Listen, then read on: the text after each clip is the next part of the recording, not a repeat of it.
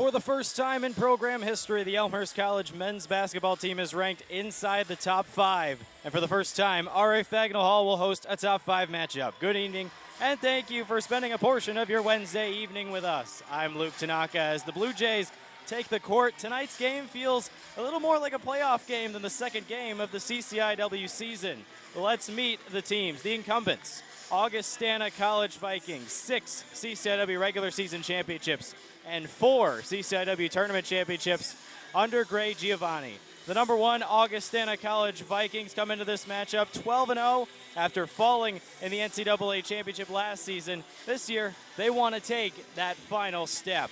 And the challengers, the Elmhurst Blue Jays, a program that was 6-19 3 years ago, but under John Baines, went 14-11 in year 1 and finished 20-8 last season, winning a thrilling NCAA opener against number 5 St. Norbert before falling in the second round of the tournament.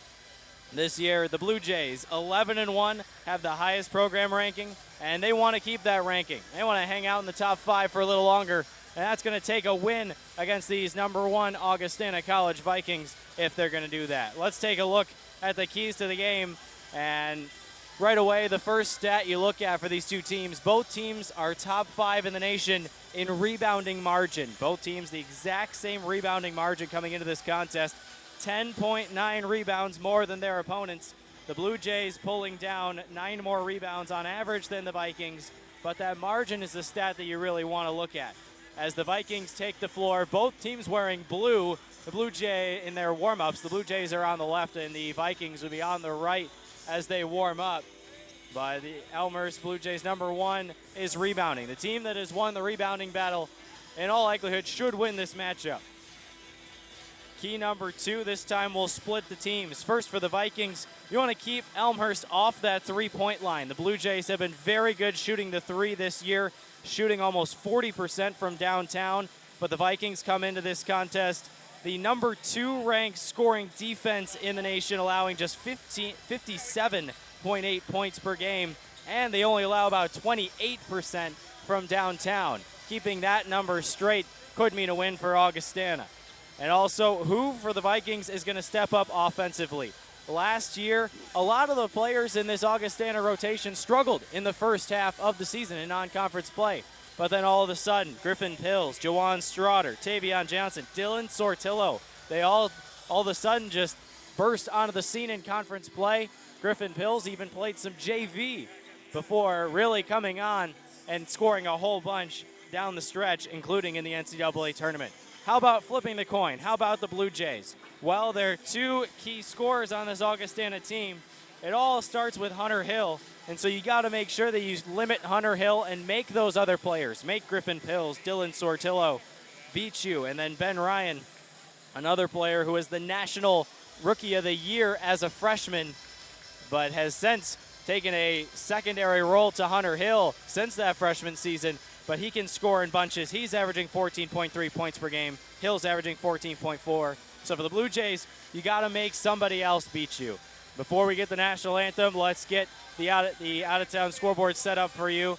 Right here, number 1 Augustana, number 5 Elmhurst will play in about 45 seconds. The anticipation is almost over. Then you have Wheaton traveling to Illinois Wesleyan. You have Milliken playing at North Central. And you have North Park traveling to Carthage.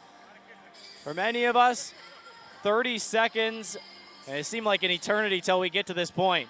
But we're about ready for some basketball. 7 o'clock tip here at Elmhurst. And in just a moment, we'll be joining the PA announcer for the national anthem. It's the Blue Jays, 11-1, and the Vikings, 12-0 on BlueJayTV.com.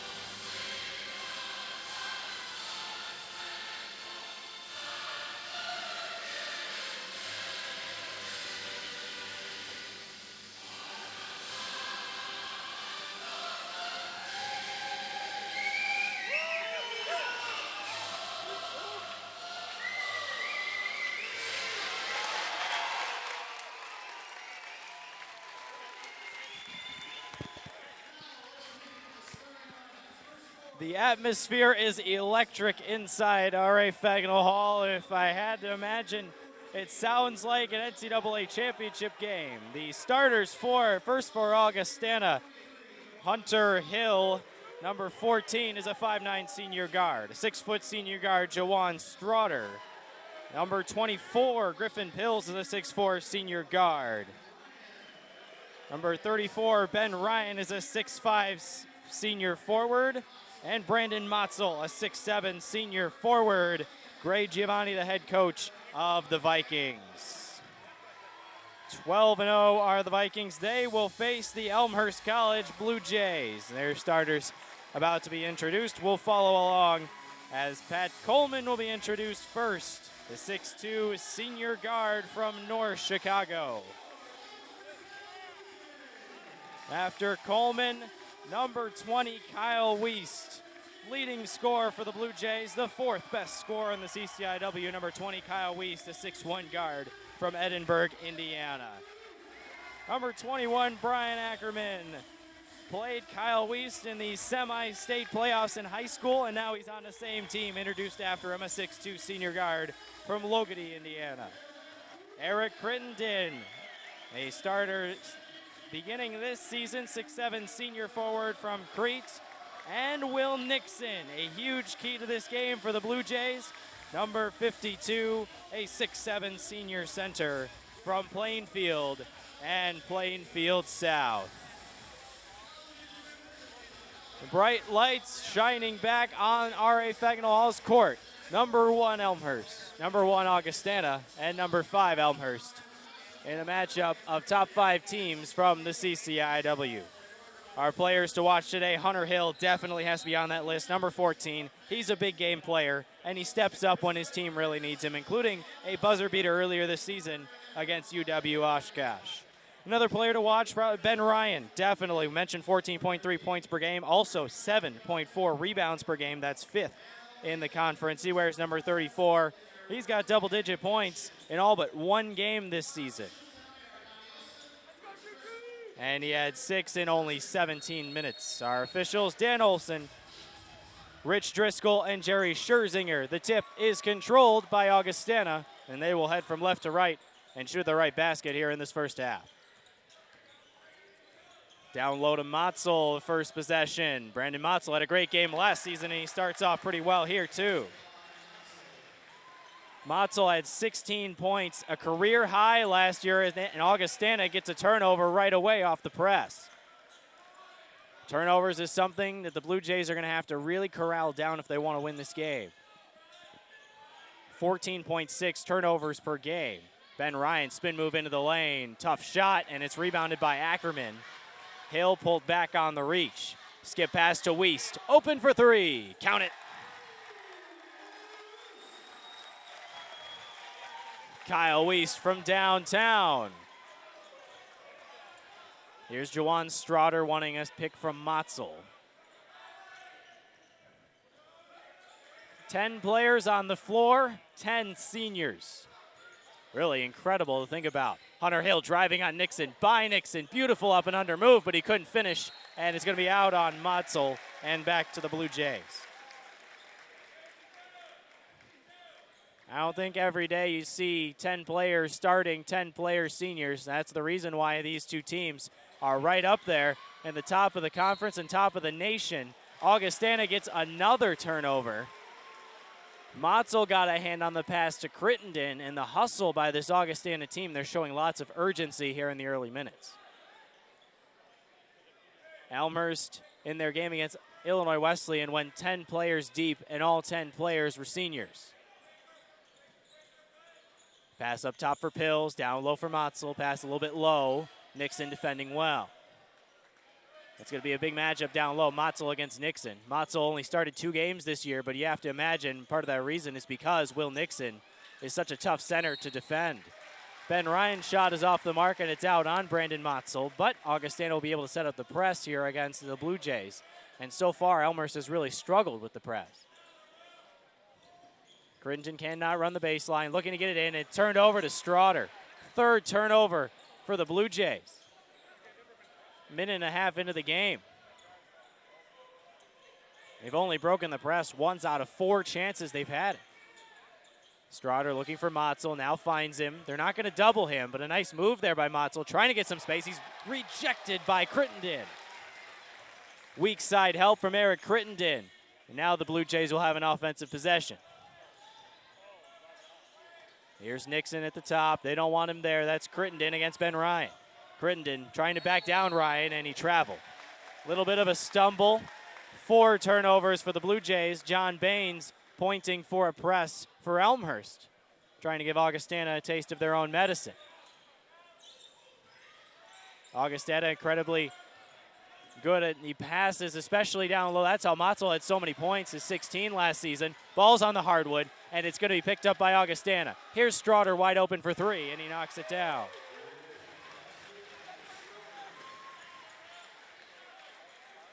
Again, press from Augustana. This time Crittenden can run the floor. Really struggling to get it in. They find Ackerman.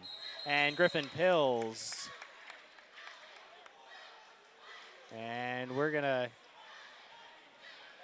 check in. Looks like an official wants to check on something. And it's a whistle and a dead ball. Looks like Elmhurst is going to have to inbound again. Referee still at the scorer's table.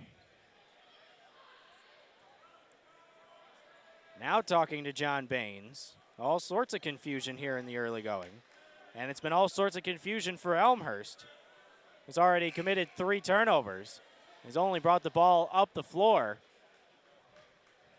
against this press 2 out of 5 times. As you look at that last play, the Strotter 3-pointer put Augustana up 5-3.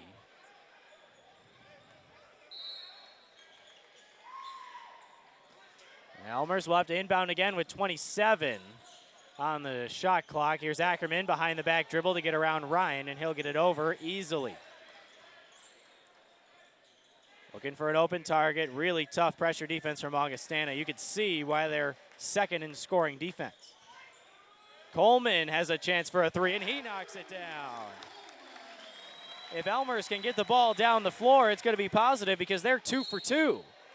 Down at the other end, it's going to be a foul on the drive. Quick movement as Michael Hoekstra is checked into the game. And Brian Ackerman's going to have his first foul and the first foul of the game. Strotter's going to the free throw line, and he misses the first shot. Strotter quick to jack up that free throw. The 6-foot senior guard from Bolingbrook. It was only his 5th free throw attempt of the year. And now he has 6 attempts. He's only made 2. And the tip out was by Augustana, but it ended up with Pat Coleman. Now Nixon down low. Somebody went for the block, and Ben Ryan is going to be called for goaltending.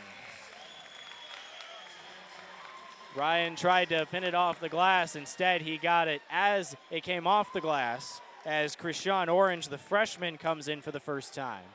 The Hoekstra and Orange are the only 2 subs on the floor. Elmhurst has not gone to their bench yet. Well, they do go 10 deep with 10 seniors. Here is Orange, the only freshman that we'll most likely see play in this game, at least in the regular rotations for each team. Orange, a very good shooter in high school. The reason why Gray Giovanni wants him in the rotation. Good defense by Wiest on Hill. Here's Orange again, finding Hoekstra with 5, and a foul. John Baines claps his hands together in disgust. He can't believe it. But it is going to be a foul on Pat Coleman.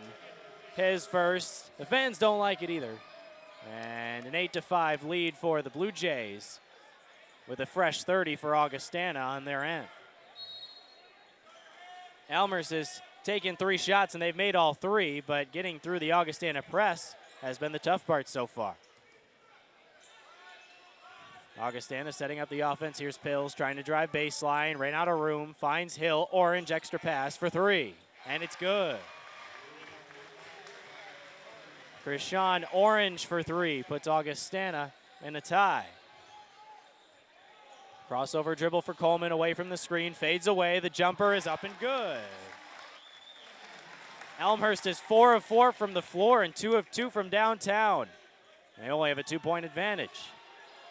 Hoekstra, a really tough shot, got blocked by Nixon.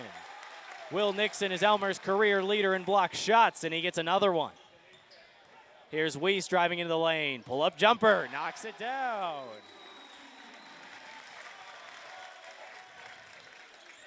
Hunter Hill trying to drive into the lane, and he gets blocked by Crittenden. 3 blocks as Brandon Schwebke will check in. The Elmhurst fans love it. Elmhurst bench loves it. Crittenden will check out. He's got 2 blocks in 4.5 minutes. Nixon has 1 block. Turnovers have been the story so far, though, for Elmhurst. You got a lot of new bodies on the floor. Motzel comes back in. The only starter on the floor for Augustana is Hunter Hill. It's Hill, Krishan Orange, Dylan Sortillo, Tavion Johnson, and Brandon Motzel. Johnson looking for somewhere to go. 10 to shoot for Orange, who will pull up for 3. A little bit too short. Brandon Motzel with the offensive rebound. Good position against Payong. Here's Hill with a long 3. Wow, Hunter Hill, the reigning most outstanding player in the CCIW and a preseason All-American. You could see why. Hunter Hill from way downtown. 5 minutes in, 12-11 Elmhurst. Weiss pulls up, and you had to imagine the streak would end at some point, but now Tavion Johnson lost it out of bounds as he collided with Sortillo. So the Blue Jays will get a second chance possession. Now we're gonna get the 3 subs for the starters. Peyton Wyatt, Jalen Loving, and Eric Leonard. So it's a second unit team on the floor for the Blue Jays. Brandon Schwebke, Kenny Payong, Eric Leonard, Jalen Loving, and Peyton Wyatt. Wyatt trying to inbound, gonna do the soccer-style pass to Leonard out near the timeline. Schwebke looking at the coach for signals. All hustle player Brandon Schwebke has the ball now. Here's Leonard, little too far out of his range. Jalen Loving, pump fake at the elbow, looks for Wyatt. 3-point shooter, dribbles in the lane. Jalen Loving goes up and it got rejected, but it will stay with Elmhurst with 11 to shoot. Jalen Loving played 8 games last year before having a season-ending knee injury. And there's he got a miscommunication with Wyatt. Wyatt looked for the lob, and Loving went to try to get off a screen. Another turnover for the Blue Jays. Motzel had the lane cut off by Leonard, who's doing a good job guarding Hill. That's a tough assignment. Tavion Johnson driving on. Schwebke, really nice move to the bucket, and he's going to be fouled. A lot of Blue Jays in the area. And it's going to be Schwebke's first. 3 team fouls for the Blue Jays and none so far on the Vikings. And Tavion Johnson will head to the free throw stripe. Johnson shoots 63% for the season.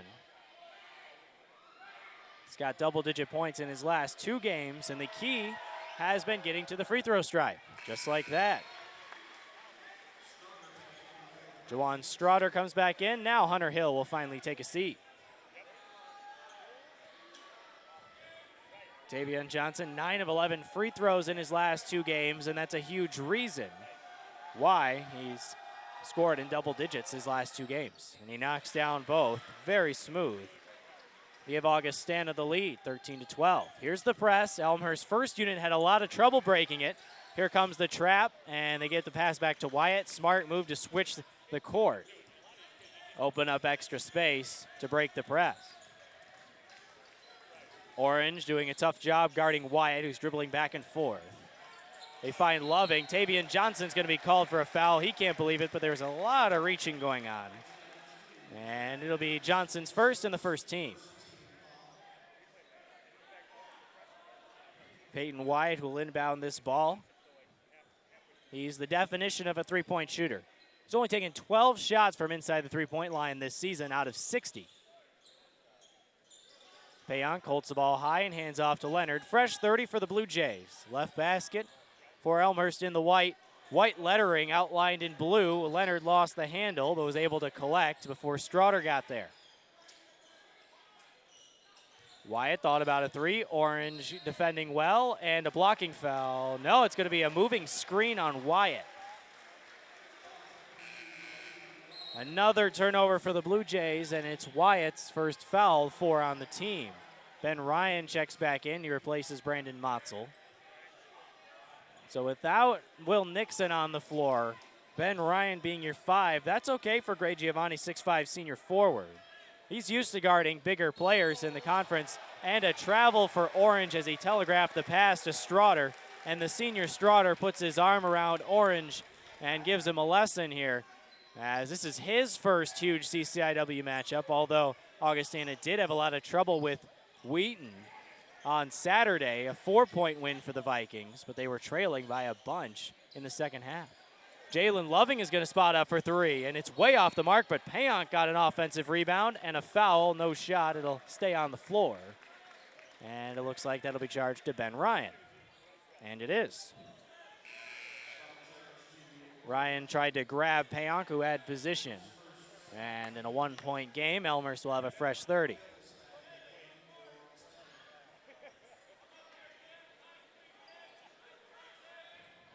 Tavian Johnson has extremely long arms, and he's guarding the inbound, but Leonard gets it in to Peyton Wyatt.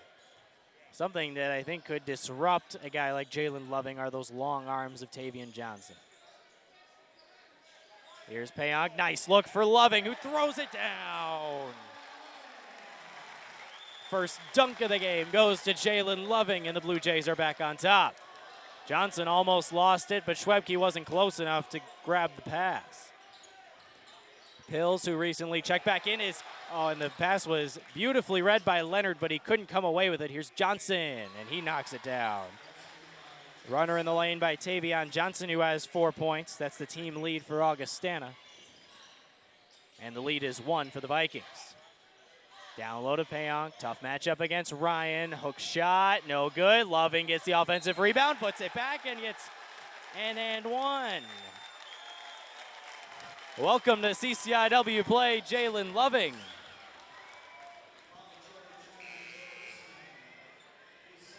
Two fouls on Tavion Johnson. And Krishan Orange and Johnson will head to the bench. Brandon Motzel and Hunter Hill check back in. That's big. Any player in the regular rotation for either team to get in foul trouble is definitely a big deal. 2 fouls with 12:18 to go as Loving knocks down a free throw. That's been an Achilles heel for him, 41% for the season. Loving, who missed 6 games with a practice injury earlier this season, now has 5 points, and that's tied for the team lead. Strawder almost lost it. Ryan trying to drive on Crittenden, comes up, and then Crittenden falls down on him. That cannot feel good. Crittenden got caught up in the air, and he clamped down. Check it out on the replay as he goes up and then straight down on the back of Ben Ryan. Ryan looks like he's okay after that. That's a 6'7" guy, as now we're going to get another foul as Strawder takes a charge as Payonk tried to fight through a screen. 6 team fouls on the Blue Jays. Spread out between 6 different players. That's the first on Payonk. And we'll already wipe down the floor. Even though we're only 8 minutes into the game. And Augustana will try to inbound again. Down low to Pills. Nowhere to go. And they'll reset. 17-15, Elmhurst on top. 6 team fouls on the Blue Jays, just 3 on the Vikings. And Hunter Hill traveled. A rare turnover for Hunter Hill, who is 3rd in the conference in assists to turnover ratio, 2.37. But that time, tough defense from the Blue Jays forced the turnover. Once again, Augustana will set up in the press. This time, Crittenden has to inbound, and he's going to need some help. And he'll find it in Payonk in the front court. Nice job by Payonk being aware and coming back to the ball. And another turnover. Back and forth we go. That hasn't been the cleanest game. Lots of turnovers for both sides, especially for the Blue Jays so far. 7 turnovers already for Elmhurst in 8 minutes. 3 turnovers for Augustana. Elmhurst starter set to check in at the next chance. Here's Hunter Hill. Deep 3, knocks it down. Showing off his range, Hunter Hill puts the Augustana Vikings back up by 1. And there's a foul. Vikings bench can't believe it as Pills try to get in between the pass. And Griffin Pills will be charged with his first foul and the fourth team. And here come the starters back for the Blue Jays. Resetting the floor, it is the starting five. All seniors: Pat Coleman, Kyle Weiss, Brian Ackerman, Eric Crittenden, and Will Nixon. On the Augustana side of things, Hunter Hill, Brandon Motzel, Ben Ryan, Griffin Pills, and Juwan Strader. All 10 starters, all 10 seniors on the floor. Backdoor to Weist. What a great look from Crittenden. Right-handed bounce pass. Hunter Hill. Motzel outside, not going to take that shot. Strader fighting through a couple of players, and Brian Ackerman knocks the pass into the crowd. Crowd has filled out nicely. Very good student section forming to my right. And this crowd is all, I'd say, almost at capacity. Here right about 1,800, which is the capacity here at RA Fagnall Hall. Griffin Pills dribbling. He's doubled. Leaves Motzel open, but that's fine. Here's Pills for three from the wing. No good. But Motzel pulls down an offensive board. How impressive has he been down low for Augustana? Ben Ryan from the free throw line. Off back iron, and it drops. Looked like too hard of a bounce, but the front rim gave him the friendly roll. 20-19, Augustana on top. As Weist dribbles through the legs, working on Strader, and a nice elevation on the jumper. Weist has 9 points to lead all scorers, 10 minutes in. Hunter Hill trying to answer. No good, rolls out. Nixon pulls down a board. Elmhurst with a chance to extend their 1-point lead. Ackerman fighting through Pills, trying to go all the way to the basket instead. Baseline J for Crittenden. Little too strong. Strader trying to save it, and Nixon ends up with it. Here's Crittenden inside the three-point line. Too strong. Good box out by Motzel on Ackerman. Hill for three. Now 2 for 3 on the day from downtown. Coleman hangs on just barely on the baseline, and he brings it up quickly. Bounce pass to Crittenden, and a foul. Somebody. And it's going to stay on the floor, though. No shots for Crittenden. Instead, it'll just be the 5th team foul on Augustana. And Griffin Pills now has 2 fouls. So that's 2 players on the Augustana side of things. Griffin Pills and Tavion Johnson with 2 fouls. Pills will head out with his 2, while Tavion Johnson checks back in with his 2. Michael Hoekstra also back in, and Krishan Orange, and also Dylan Sortillo. Will Nixon from the free throw line. Yes. 4 points for Nixon. 23-20 Elmhurst. Number 1 Augustana, number 5 Blue Jays battling here at RA Fagnall Hall. Sortillo, great look for Johnson, who got blocked by Nixon. No, he didn't. It was a foul. And John Baines, he has very short hair on the top of his head. He looked like he wanted to pull it out on that one. First foul on Nixon's 7th team, so free throws for Augustana the rest of the way. And it's going to be Tavion Johnson, 6'6" senior forward from East Moline. Johnson spins the ball in his left hand. The free throw is up, and the free throw is good. That's 3 free throws for Johnson, and nothing but net. He hasn't even hit rim yet on those 3 chances. The key to Johnson scoring in double digits the last 2 games has been from the free throw stripe. That time he gets a little bit of rim, but he got nylon too. 6 points for Johnson, all 6 coming from the free throw stripe. Augustana back within 1. Nice pass from Coleman to Crittenden. Smart to find him, but Crittenden can't be dribbling through players. He gets bailed out by a foul here. Crittenden can handle the ball, but I don't think against Augustana's pressure defense you're going to want to do that on a regular basis. It's Orange's first foul and the 6th on the team. Kyle Weist will inbound right at the timeline on the far side. And it'll be Coleman to run the offense for the Blue Jays. Pat Coleman so far this season, he's had career highs, points, assists, field goal percentage, free throw percentage as Weist knocks down a 3. You want your big players to step up in big-time games. Kyle Weist is a big-time player. He's got 12 points. Here's Hunter Hill, Augustana's big-time player. Bounce pass to Orange, open for three. A little too strong. Coleman's out and running with Ackerman. Bounce pass to Ackerman by Hill, goes up, little too short. Good defense by Hill, but Nixon rips it away from Johnson. He goes up against Johnson, and he gets it to go. 6. And a 6-point advantage for the Blue Jays. Gray Giovanni opting not to call timeout. Hunter Hill sold that with a little bit of a head bob, but Coleman was in his grill. And it'll be Coleman's second foul. First player on the Elmhurst side of things with 2 fouls. On the Augustana side of things, Griffin Pills and Tavion Johnson both have 2. Johnson will check out with his 2, and Hunter Hill, he's the last man you want to put on the free throw line. Hunter Hill, second in the conference in free throw percentage, 90%, and it shows on the first one. Eric Leonard checking in, Griffin Pills checking in for Augustana. Leonard will check in for Coleman, who is also in foul trouble against Illinois Wesleyan.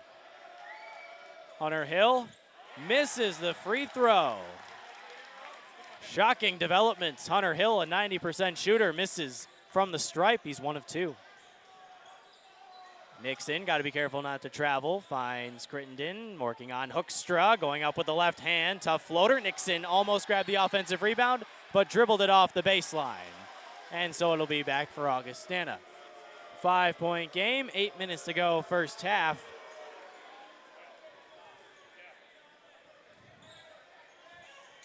Elmhurst currently shooting 63% from the field. In transition, Pills trying to find Hoekstra. Pass to himself. Sortillo for 3. Knocks it down. Augustana has gone on a run here to cut the deficit to just 2. Crittenden slowly dribbling up the floor. Kyle Wiest guarded by Sortillo. It's a good matchup for him instead of Hunter Hill. Wiest trying to go by Ben Ryan, and the pass was to nobody. Nice soccer-style pass there. Up to Pills. Nice step. Oh, great move by Griffin Pills. He's the 7th player in the Augustana scorebook, and he ties the game at 28. Number 5 in the land, Elmhurst, shooting at the left basket. Number 1 in the land, Augustana, shooting at the right. And Wiest got fouled, a very late call. Sortillo and Ben Ryan on the defense, and Dylan Sortillo will get his first foul. As we'll have 3 new players, and 4 coming after the shooter. Hunter Hill checks out. Back into the game, looks like Krishan Orange. Payonk Schwebke and Jalen Loving check back in for the Blue Jays, with Peyton Wyatt set to check in soon as well.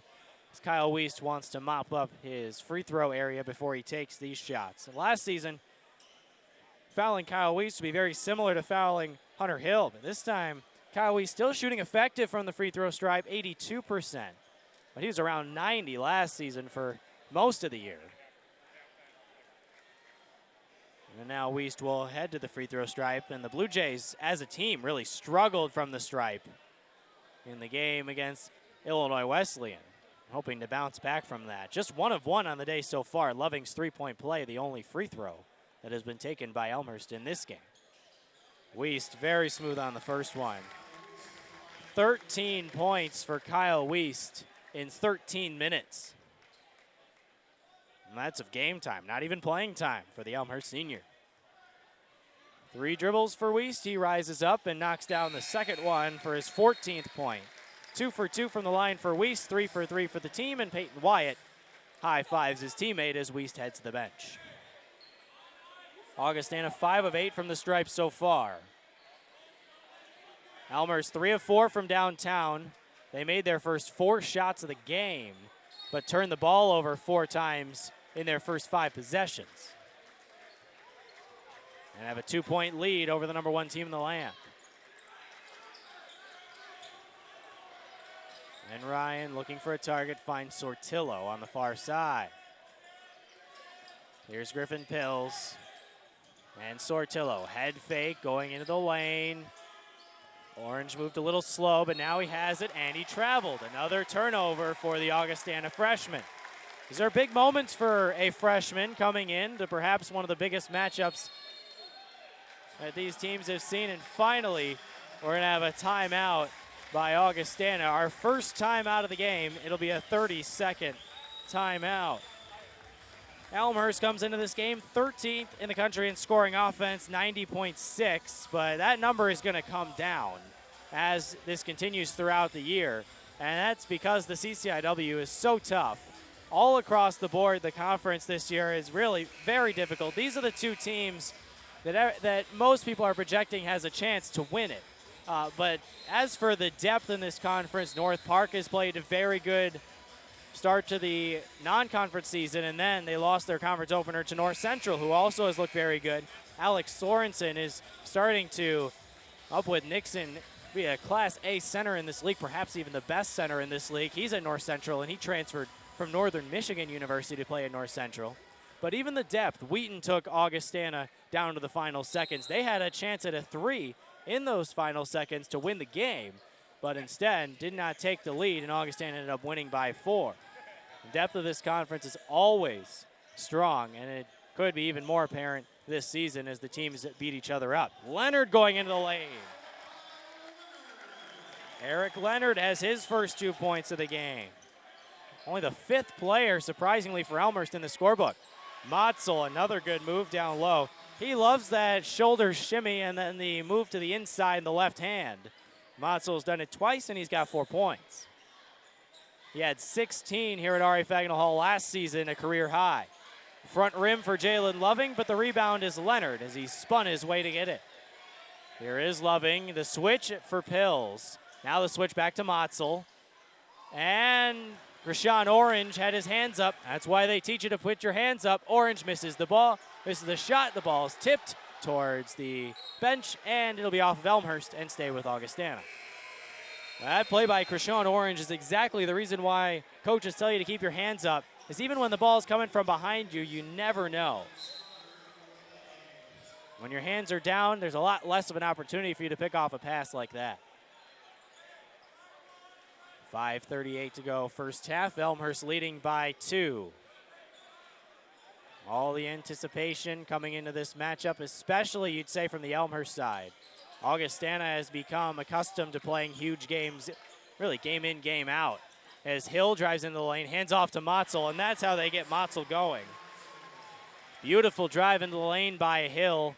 He'll get the assist on the nice dish to Brandon Motzel. Schwebke holds the ball high as he always does, dribbles to the left before handing off to Leonard. One dribble and he lost it. Now Wiest, who recently checked in. Wiest, step back jumper. He's feeling it, but not that time. But then Schwebke went back up and got rejected by Motzel. Good help side defense as Ben Ryan went to the floor as he couldn't get the rebound. Check it out here. Ben Ryan goes down, so Brandon Motzel. Fundamental defense, he helps out. And hold the phone, says one of the officials. So he wanted 29 on the shot clock instead of 28. So we'll get it. Tie score at 32. And essentially a fresh 30 for the Blue Jays.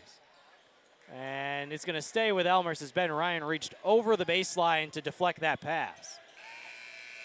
Here comes Tavian Johnson. He has 2 fouls, but he checks back into the game, replacing Ben Ryan.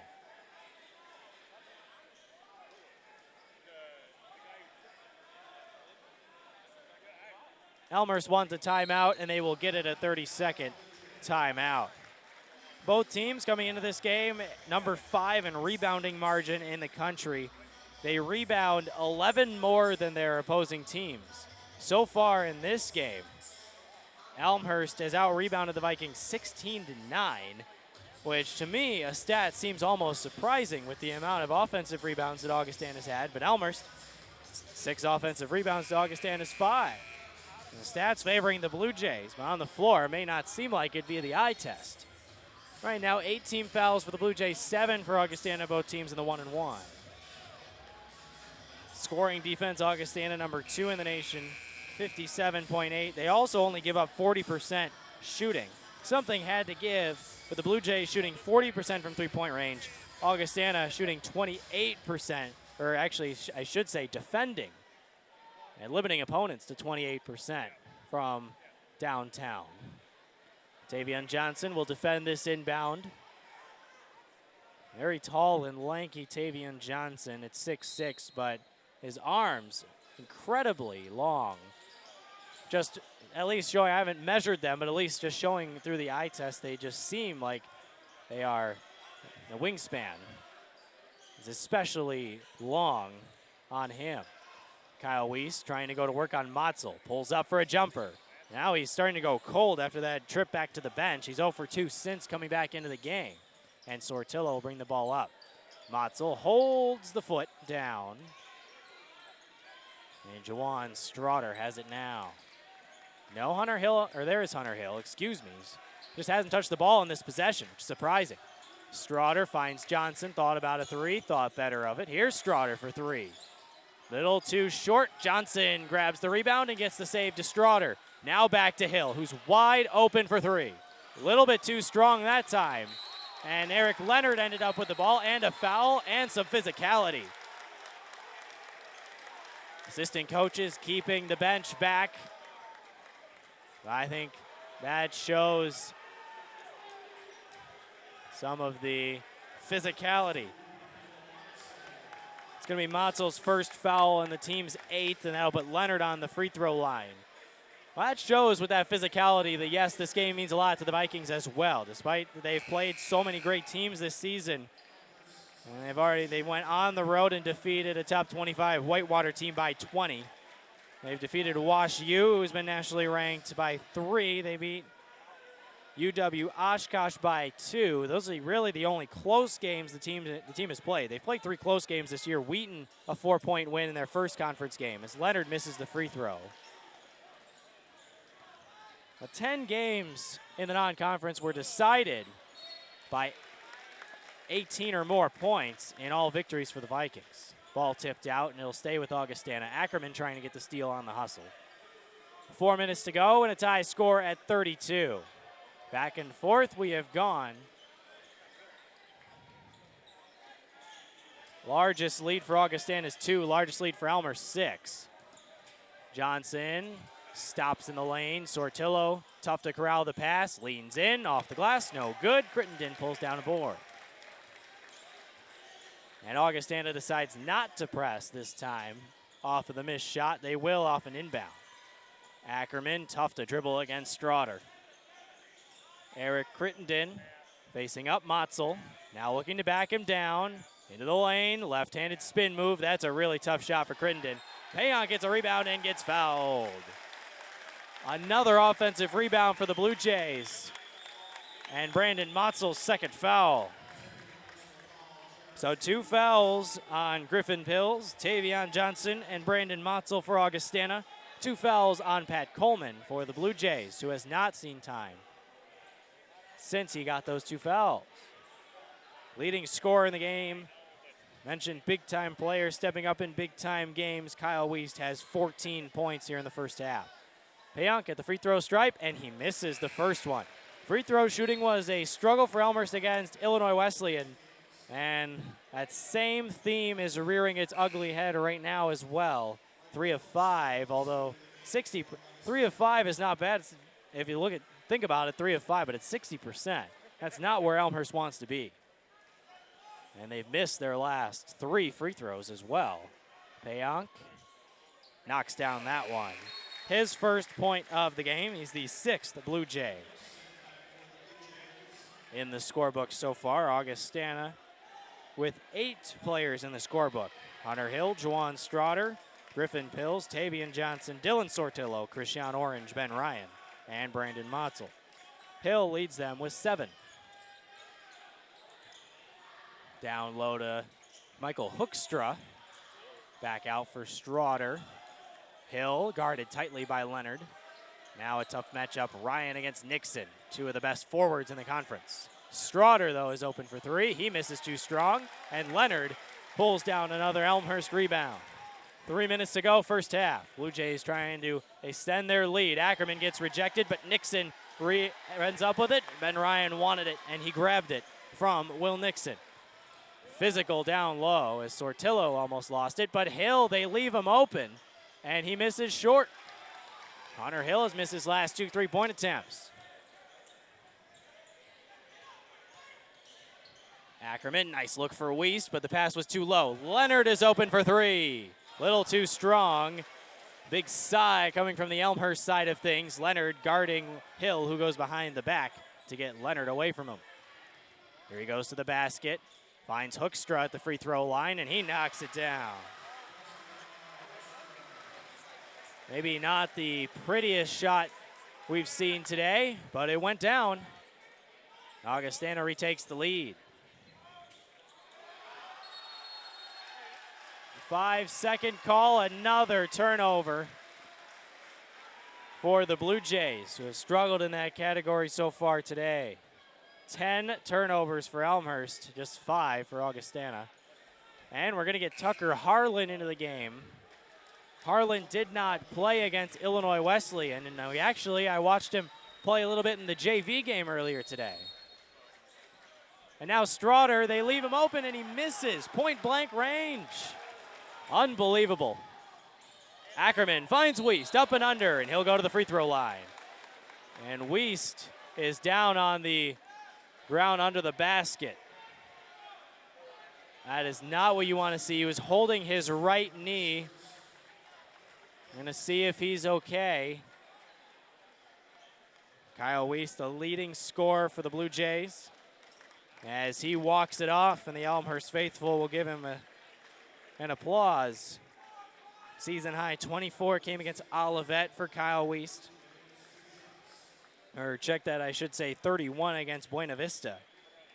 John Bain said he's really rounded out his game, and that's how he's been able to score so effectively. He's been the leading scorer for the Blue Jays each of the last 3 years, and that knee did not affect that first free throw. Originally, he was the guy who can shoot the 3 and was really good getting to the free throw line. Now he's extended that ability to get to the free throw line. Added to his mid-range game. Loves to take that jumper from the elbow, the pull-up. And he knocks down another free throw. He has 16 points in the first half. Showing up, the biggest game in Elmhurst program history. Ben Ryan, pump fake. Now looking for Sortillo on the near side. I should say probably the biggest regular season game with the highest ranking in program history at number 5 for the Blue Jays. 10 to shoot for Straughter, who drives into the lane. Tough off the glass, no good, but Michael Hoekstra got a rebound, and Brian Ackerman got a block. Usually the blocks are reserved for Crittenden and Nixon, and now they have to get it over, and a good job by Harlan of recollecting. That's a tough introduction to CCIW play. Tucker Harlan being guarded by Jawan Straughter. Remember, Harlan did not play in the game against IWU. 1 minute to go, 7 to shoot for Wiest. He wants a screen, he'll get it. Wiest pulls up, straight on 3, and it bounces twice off the rim and off the glass, no good. Nixon ended up on the hardwood, and the rebound was down to Ben Ryan. Augustana can go 2 for 1 here. Elmhurst wanted to travel, didn't get it. Chance of defense as Sortillo pulls up short, and Crittenden gets a rebound. Augustana did go 2 for 1 smartly. They'll get another opportunity. Elmhurst will slow it down here. We'll see if John Baines wants a timeout. Looks like he's going to let him play. Each team has used 1 timeout here in this first half. Ticking down to 20 seconds. It's Harlan handling the ball. Hands off to Crittenden with 10 to shoot. Ackerman drives into the lane. He's got some room. Goes up and 1. Brian Ackerman.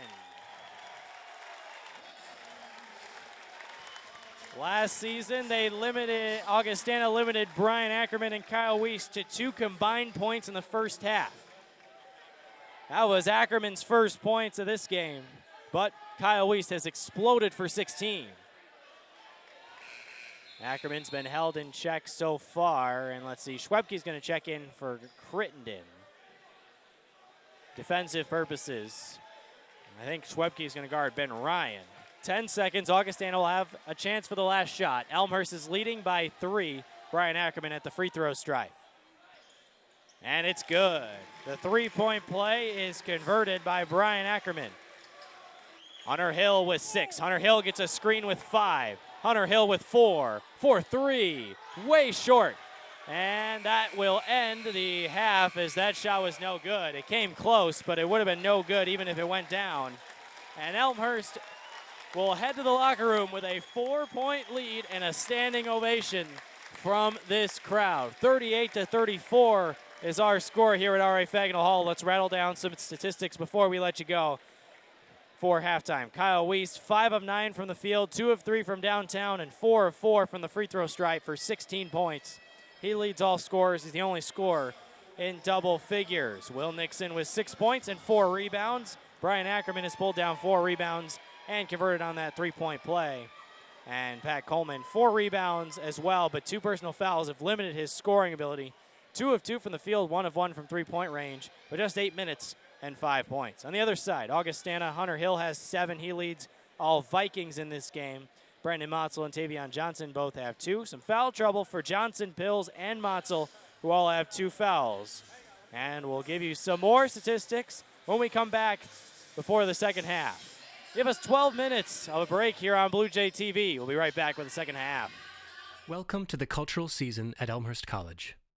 Elmhurst is a place of values and conviction. We were founded by 19th century reformers who believed in human potential, loved learning, and had standards. More than 140 years later, we still do. We still attract students and teachers who want to think for themselves and act on principles, who challenge and respect one another, who engage, serve, and celebrate our diverse, dynamic, interdependent world. A few years ago, to be clear about things, we wrote down our core values. This year, we asked some of our students what those values mean to them. Elmhurst College is unique in so many ways. Here we really do have values, and my professors know the values, and they push me to be those values. Stewardship and faith and community and service, and it really does bring in kind of a level of just interaction with values that you never got before. But as you kind of develop yourself over the years, you start to realize these values mean so much more, and you start to uncover the true meaning behind them. You begin to see equivalencies between your life and the school, and then you discover that you're not just in a place of learning, you're also in a place of growing, you're in a place of maturity and value, exactly that, core values. Intellectual excellence means allowing our minds to grow in ways that we've never thought they could before. It means exploring those new pathways, seeing how we could do things different. It means stepping outside of our box of what we know and what we're comfortable with and taking those risks to really grow and make things better.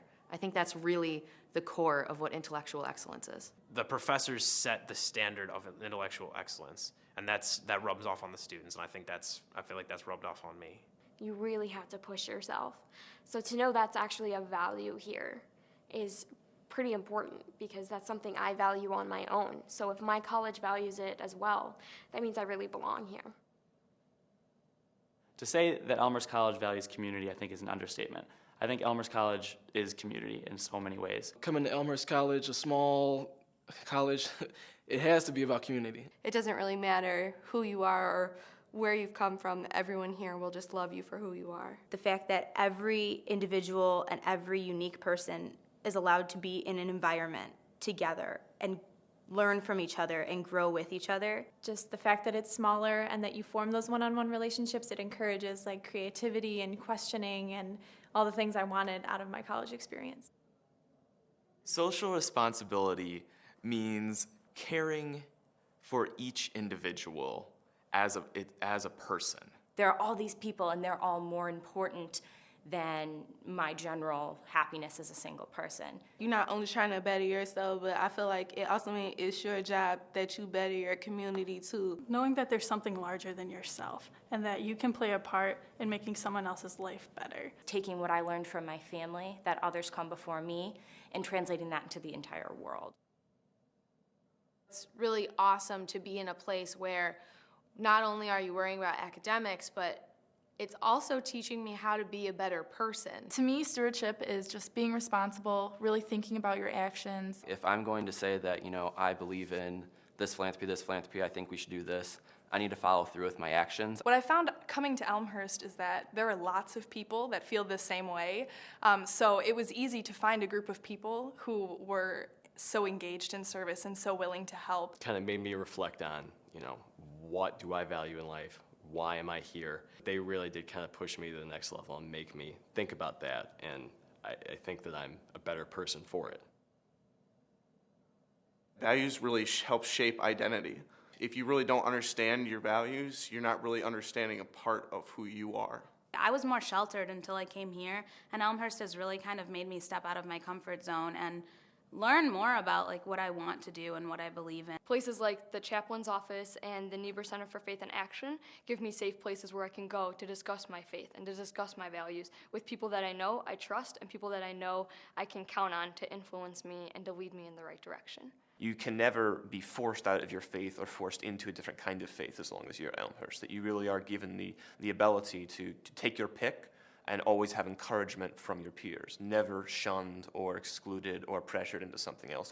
There's always a place for you. If you believe you're here on this earth for a reason, that's going to affect the way you live your life. That's going to affect the way you treat your academics, the way you treat your social life, the way you look at your future and the goals that you have. Those things seem like really big things, but all of that boils down to the way you live your everyday life. We value intellectual excellence, community, social responsibility, stewardship, faith, meaning, and values.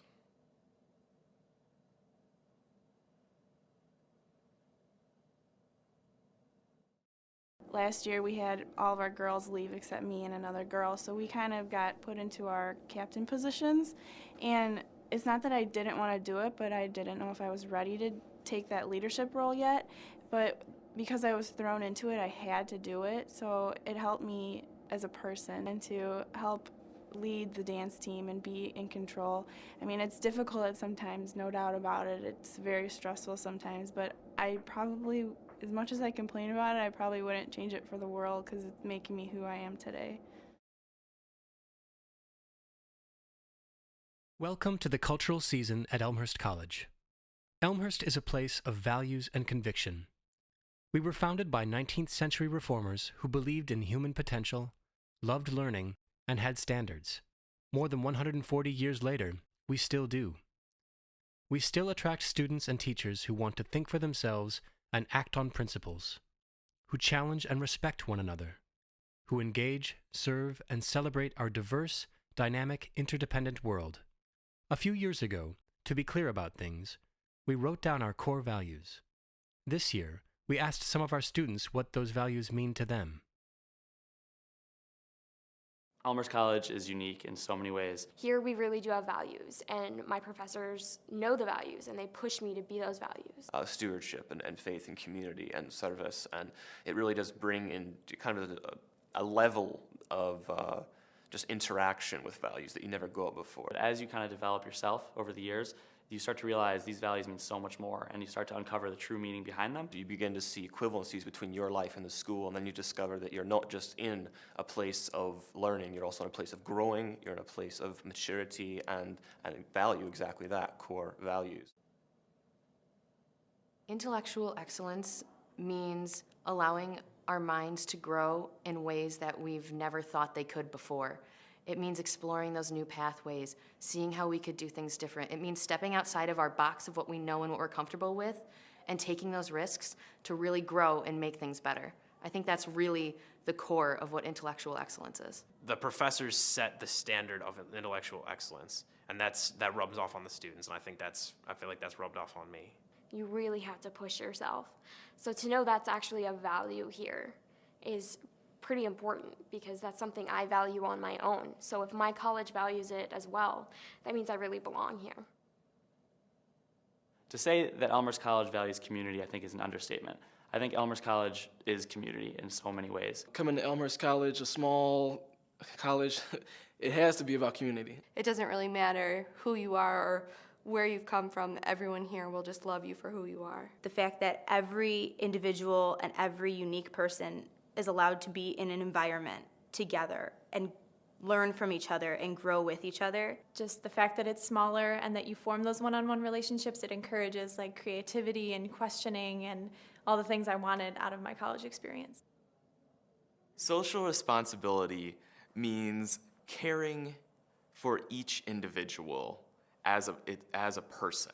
There are all these people, and they're all more important than my general happiness as a single person. You're not only trying to better yourself, but I feel like it also means it's your job that you better your community too. Knowing that there's something larger than yourself and that you can play a part in making someone else's life better. Taking what I learned from my family, that others come before me, and translating that into the entire world. It's really awesome to be in a place where not only are you worrying about academics, but it's also teaching me how to be a better person. To me, stewardship is just being responsible, really thinking about your actions. If I'm going to say that, I believe in this philanthropy, I think we should do this, I need to follow through with my actions. What I found coming to Elmhurst is that there are lots of people that feel the same way.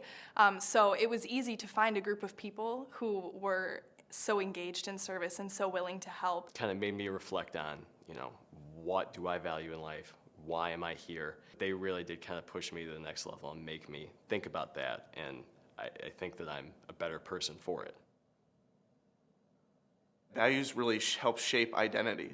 If you really don't understand your values, you're not really understanding a part of who you are.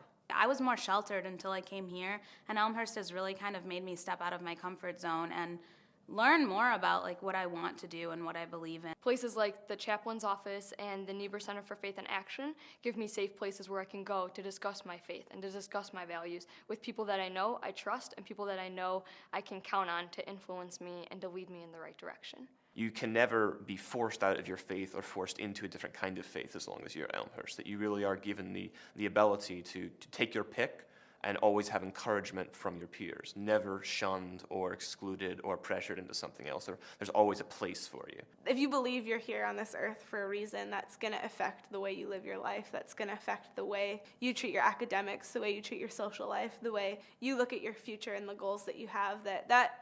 Those things seem like really big things, but all of that boils down to the way you live your everyday life.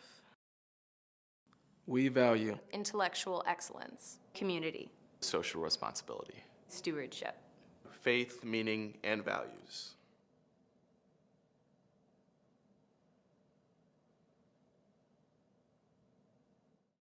Last year we had all of our girls leave except me and another girl, so we kind of got put into our captain positions. And it's not that I didn't want to do it, but I didn't know if I was ready to take that leadership role yet. But because I was thrown into it, I had to do it. So it helped me as a person and to help lead the dance team and be in control. I mean, it's difficult sometimes, no doubt about it. It's very stressful sometimes, but I probably, as much as I complain about it, I probably wouldn't change it for the world because it's making me who I am today. I have had a great experience at Elmhurst. I'm obviously involved with the volleyball program, and it's been a really good experience for me. I would say we're pretty close because we practice 5 days a week for 2.5 hours. We're lifting, we're doing bonding things, and we're traveling on the weekends. So you're pretty much with these girls for 3 months every single day for hours. So we're all pretty close, and we rely on each other and ask each other for help. I've had a great experience at Elmhurst, I really have. I think that the college is all about making the individual well-rounded, and I do think that I have grown up a lot since I've been at college. I've played soccer and I'm in the nursing program, and I lived on campus for 2 years. It's been great, and I've made so many new friends, and there's just so much here to offer. I just love it.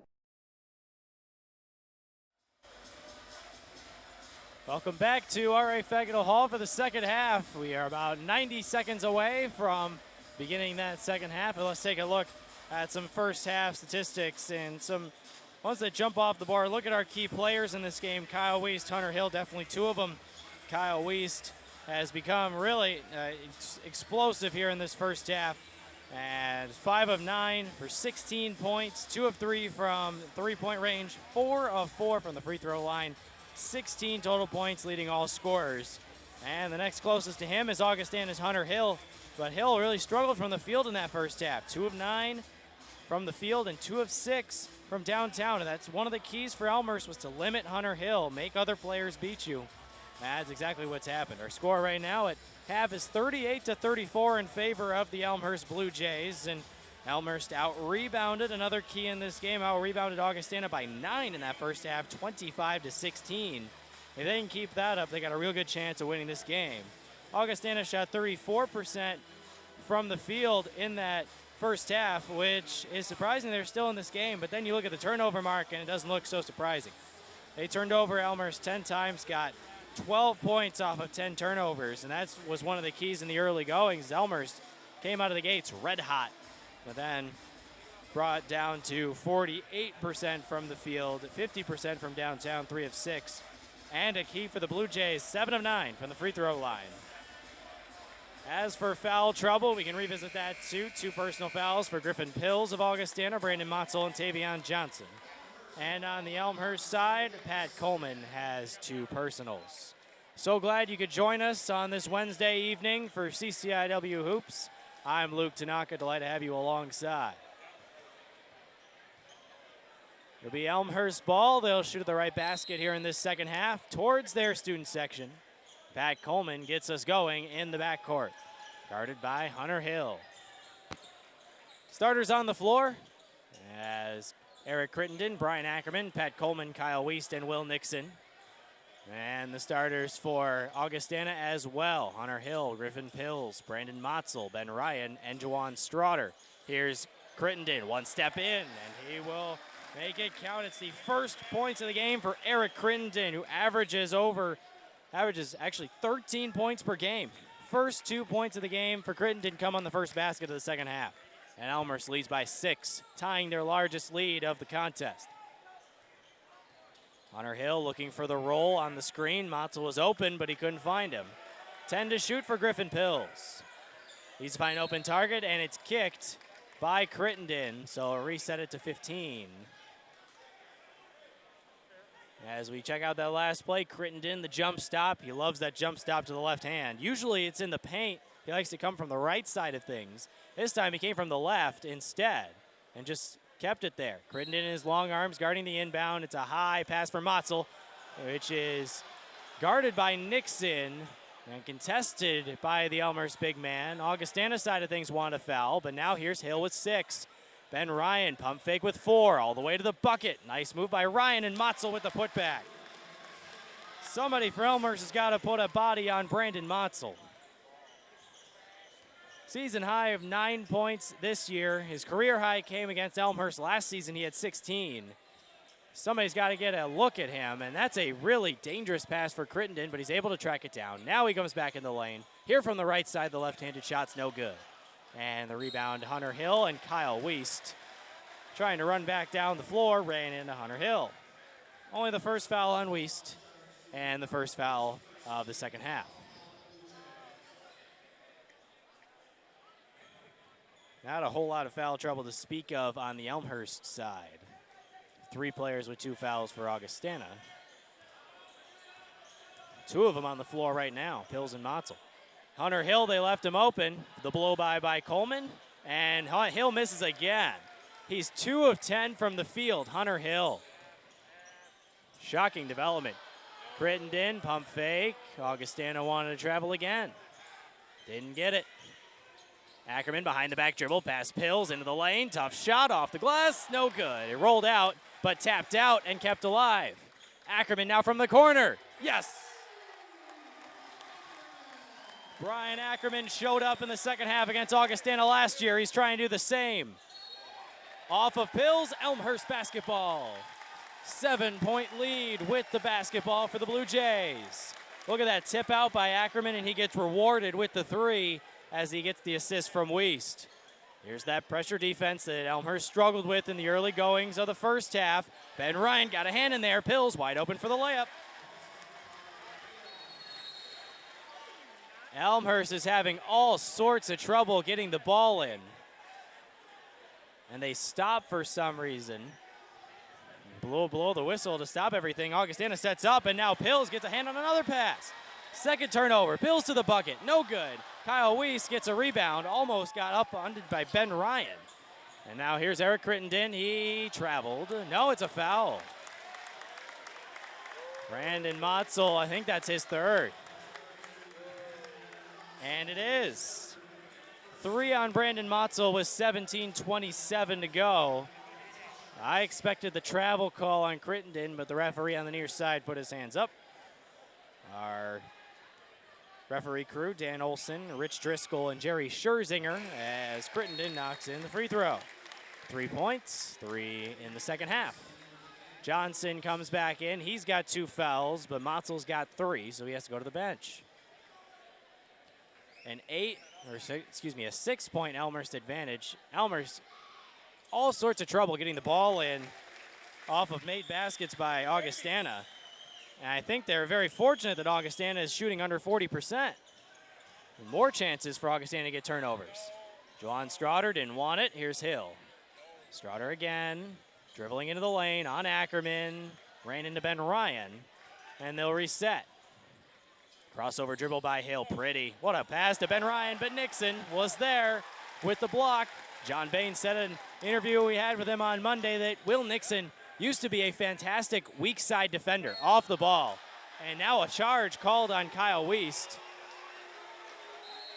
And get some chippiness in the middle here. This matchup means a lot to both teams. Wiest ran over Strouder, and they're going to call Kyle Wiest with his second foul. Both have come in the second half. We're back to action here eventually as Elmhurst student section to my right was very displeased with that one. John Baines didn't look too happy either as he puts his note card back in his suit jacket pocket. Gray Giovanni ditched the jacket a long time ago. Giovanni known for his fiery personality. There he is again, barking out signals to Johnson. John Baines still chatting with one of the officials. And Hunter Hill is going to try to help Augustana cut into the 7-point deficit. Here's Ben Ryan dribbling into the lane. Tough right-handed shot is blocked again. And now Strouder is going to be called for a offense. No, it's an offensive foul. Another one.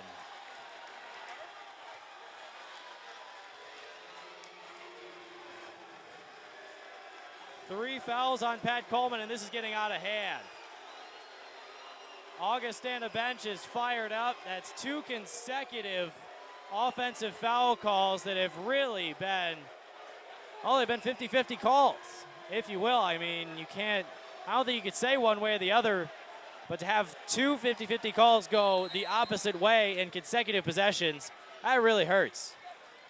Now Augustana with a third chance, this time at the possession. Here's Strouder into the lane. Tip pass to Johnson. Jump stop. Ben Ryan, pump fake. Baseline J, air ball, and off of Ackerman, it'll stay with Augustana. And the student section wanted something Elmhurst positive to cheer about, and so they will talk to Ben Ryan about his air ball. Pass down low to Strouder, who almost got stripped in the middle. It's physical down there. Johnson gets out to Pills, who blows by Wiest and pulls up and knocks it down. And this is a time when you have to reel in everybody, reel in the players on the court. 2 fouls have gone the wrong way for Elmhurst. This is a chance where it could get dangerous. 5-point lead, but this senior-led group, John Baines trusts each and every one of them. He's really trusting Pat Coleman, but he just got stripped by Johnson, who double dribbled. Oh, a tough move by Tavion Johnson. A great job to use his length to get this steal. Check it out right here. Nice job to use that length, but then that little spin, he wanted to get back towards the basket, and he couldn't do it. Pills has 6 points after that jumper to cut the deficit to 5. And Brian Ackerman will have the ball inbounded in the front court. John Baines is showing trust in Pat Coleman as he's playing him with 3 fouls. And here comes Wiest back up the floor. Crittenden driving into the lane against Johnson, and he almost stumbles over, gives up, and puts it in. Counted in the foul, Eric Crittenden.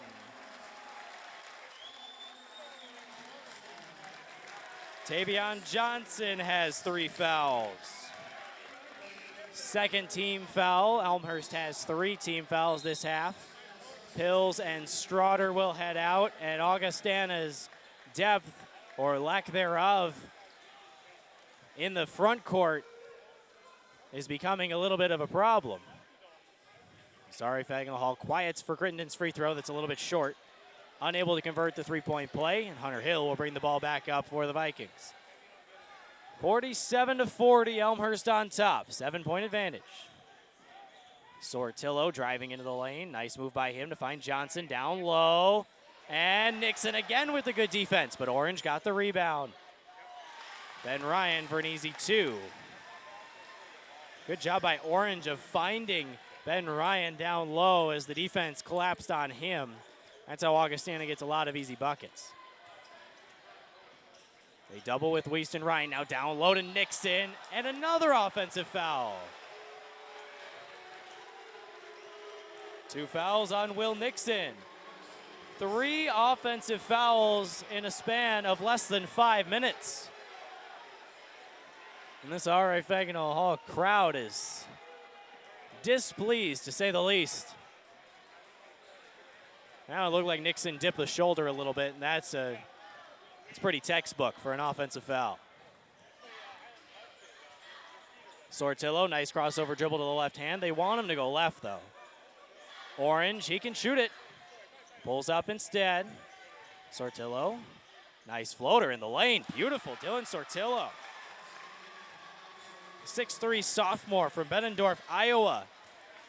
Said in an interview that his success with such a great team in Augustana as a sophomore has partially contributed to the fact that his high school team was so good. Benendorf, they went 50-3 in their last 2 seasons with Sortillo in the lineup. 10 to shoot for Crittenden, who's in a wrong place for him to be. Turn around, tough shot, no good. Fights for his own rebound and gets it. Crittenden goes back up. Tough shot, another offensive rebound.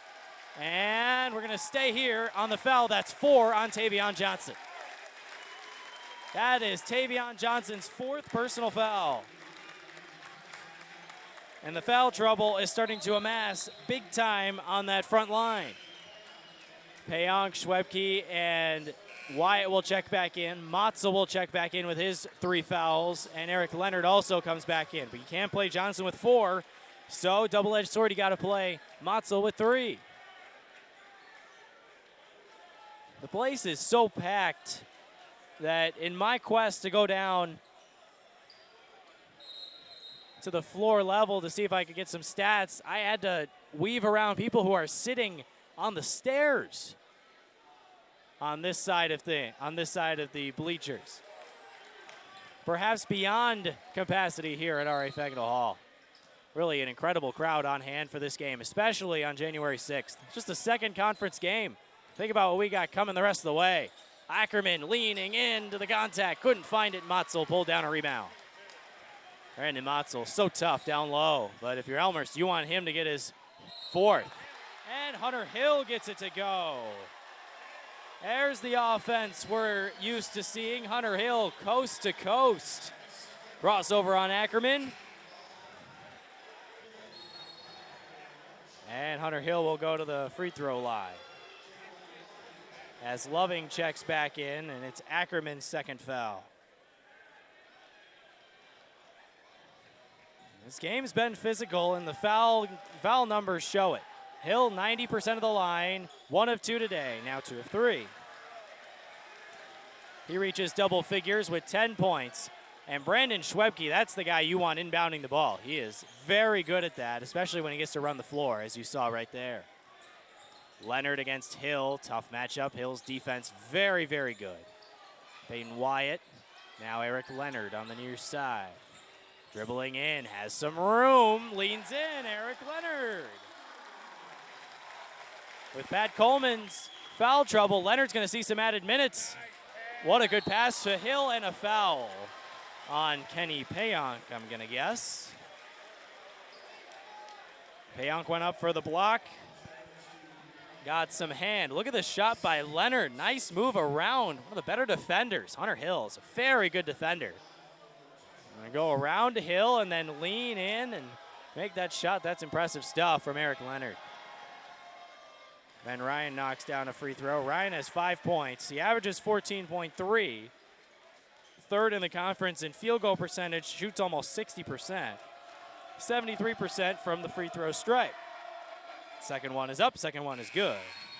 Augustana knocking down their free throws. They already have 6 team fouls already for the Blue Jays, and Augustana has come back to tie this game. Partially because they took 3 charges earlier as almost the football-style pass from Schwebke. Wyatt picked up his dribble. They got to get it over the timeline, and they do. Schwebke gets orange, and there's a foul. A little bit late, but it is called on Strauder. It's only his first. 4 team fouls. Peyton Wyatt laps the ball in his hand, trying to get the ball in, and will have to pitch it to the backcourt and Leonard. Fresh 30 for the Blue Jays with over 13 to play and a tie score at 49. Augustana has ripped off a run to get back into this. They trailed by as much as 7. Loving looked the wrong way. Schwebke can't believe it. He is furious with his teammate Loving. Schwebke incredibly fiery, and he might be furious with himself as well for letting go of that pass before seeing Loving's eyes. And it's a turnover, first one on Schwebke.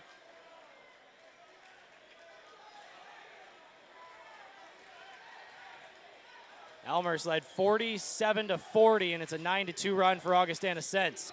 Pills deep downtown, too short. Schwebke by fighting with Ryan for the rebound. Schwebke pulled himself to the floor, a jump ball, and the possession arrow is in favor of Augustana.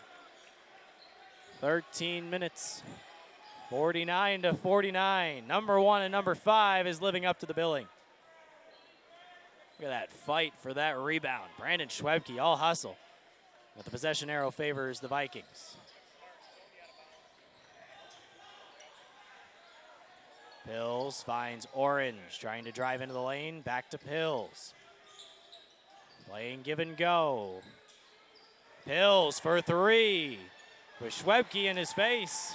A little bit short. Peyton Wyatt will bring the ball up. Elmhurst has gone cold in the last couple of minutes. Let's see if they can get a good look here. Leonard comes back for the ball. The question is, if it's not Peyton Wyatt shooting a 3, who do you want shooting this ball? With 10, it's Schwebke. With 8. 7, it's Loving from beyond the arc. Now dribbling in, losing the ball, and off his leg, out of bounds. Griffin Pills with a strong defense. This Augustana defense that allows just 57 points per game is really showing up in the beginning of this half. And I think exactly what I just said. John Baines wondering who's going to score on the floor for them right now. Wyatt can shoot the 3. Schwebke can shoot the 3. Payonk is incredibly efficient on offense when he gets looks, but he doesn't get a whole lot of looks. And Eric Leonard, more of a swingman, leading the team in assists. So bring back Kyle Wiest, and now you have that score. Wiest has carried the team to this point. Let's see if he can continue to do so here in the second half. Schwebke, good job to cut off the baseline. Now all over him is Wiest. Pills in the corner.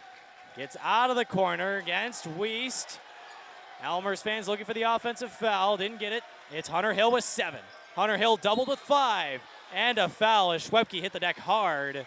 And it's a bailout foul by Eric Leonard. That's 7 on the team, which means 1-1 for Hunter Hill.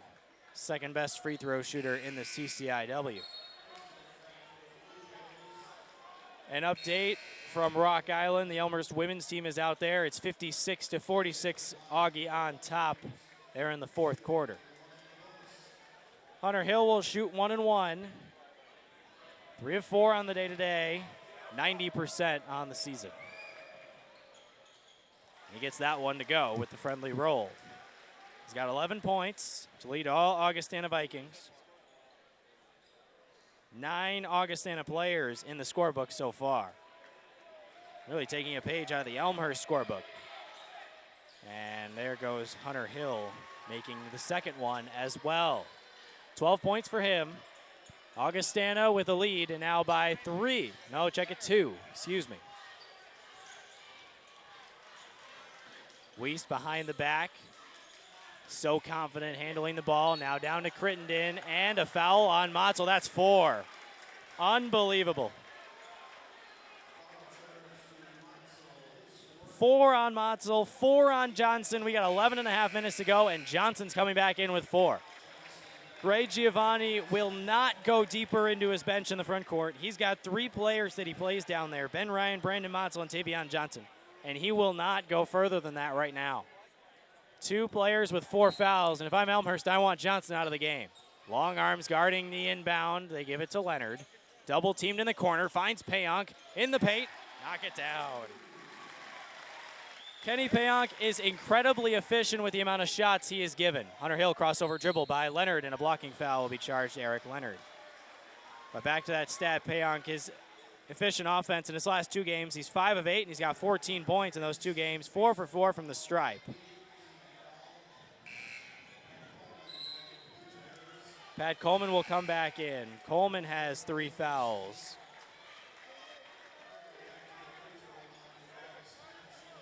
Hunter Hill goes back to the free throw line as Eric Leonard picks up his 2nd personal. Back iron. Hunter Hill misses another one, and he just misses getting his own rebound. Ackerman having trouble getting guarded, looking for a foul, and they'll give it to him. Ackerman, all sorts of bumping into him. The referees are letting him play today. It's Hill's first foul and the team's 6th. 1 more in the 1-and-1. Elmhurst already has 8 team fouls here in the second half. Coleman gets the ball. He's got 3 personal fouls so far in this game as the handoff comes to Ackerman, trying to go by Pills. Good defense by Griffin Pills. Kyle Weiss now on the switch. Wanted to go up, but Pills once again all over in defense. And an offensive foul on Crittenden. That is so risky for Tavion Johnson. And Elmhurst is really racking up the turnovers on the offensive fouls. 19 turnovers for the Blue Jays. It's almost laughable. But they're right in it, 51-51.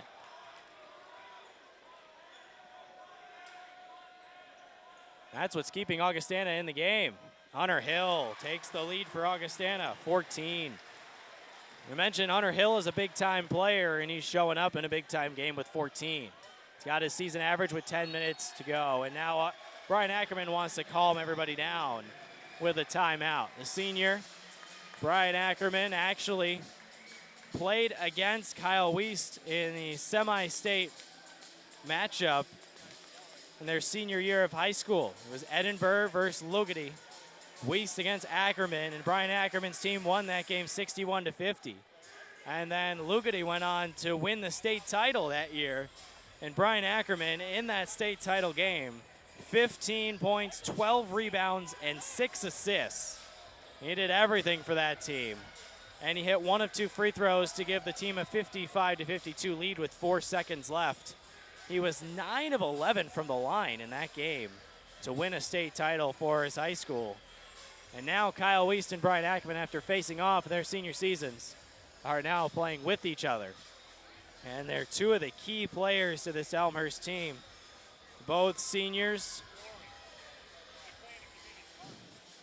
And Kyle Weiss, the leading scorer. Brian Ackerman only had double digits in 1 of his first 6 games. He was nursing an injury that he didn't miss any time for.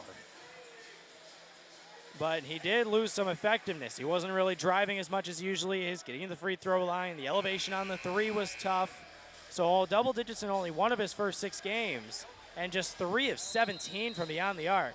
But he's got double digits in his last 6 games, and 13 of 30 from beyond the arc. So he's definitely stepped up, and really it was the game against Olivet where he burst onto the scene with the double-digit night, and he's at double digits ever since. Ackerman can run the floor, getting the ball in, needs to, and finds Crittenden, who's wide open. Just barely getting that ball in, Ackerman with a smart internal clock. Here's Ackerman for 3, near wing. It got partially blocked by Straughter, who wanted the ball, but instead they'll bring it up via Pills. Down low to Ben Ryan, guarded by Crittenden, under the basket, nowhere to go. Pills is open for 3, and he misses, and Crittenden gets the rebound. 2-point Augustana lead. Elmhurst got to take care of the basketball the rest of the way. 19 turnovers for the Blue Jays in this game. Ackerman gets the ball back, and it's guarded by Pills. There's the nice give and go to Nixon, the pick and roll, but he couldn't finish, and the rebound is stripped by Weiss, but he grabbed the arm. And Kyle Weiss has 3 personal fouls. Weiss talking with an official. Perhaps he thought that Hill pushed him on his way to the ball. But now Hill will have a chance to go back to the stripe and get more points at the free throw stripe for the Vikings. Illinois Wesleyan already 10 of 14 from the stripe, and Hunter Hill, one of their most effective free throw shooters. And he shows it. Leading scorer with 15, the only Augustana player in double figures. Pills checks out. And it looks like Sortillo is back in. Halfway through the second half. And with the free throw, Augustana leads by 4. It's their largest lead of the game. Ackerman needs to get it in. Again, the turnovers, tough, but they get it high to Crittenden. That's a real smart play, perhaps drawn up by John Baines, who has some height himself. Weiss going into the lane, really good move. The blow by, but he couldn't finish. Elmhurst is really going cold on the offensive end. They got to clamp down on defense if they want to stay in it. 4-point game. Tavion Johnson thought about the 3, thought better of it. In the way of Straughter. Here's Hill.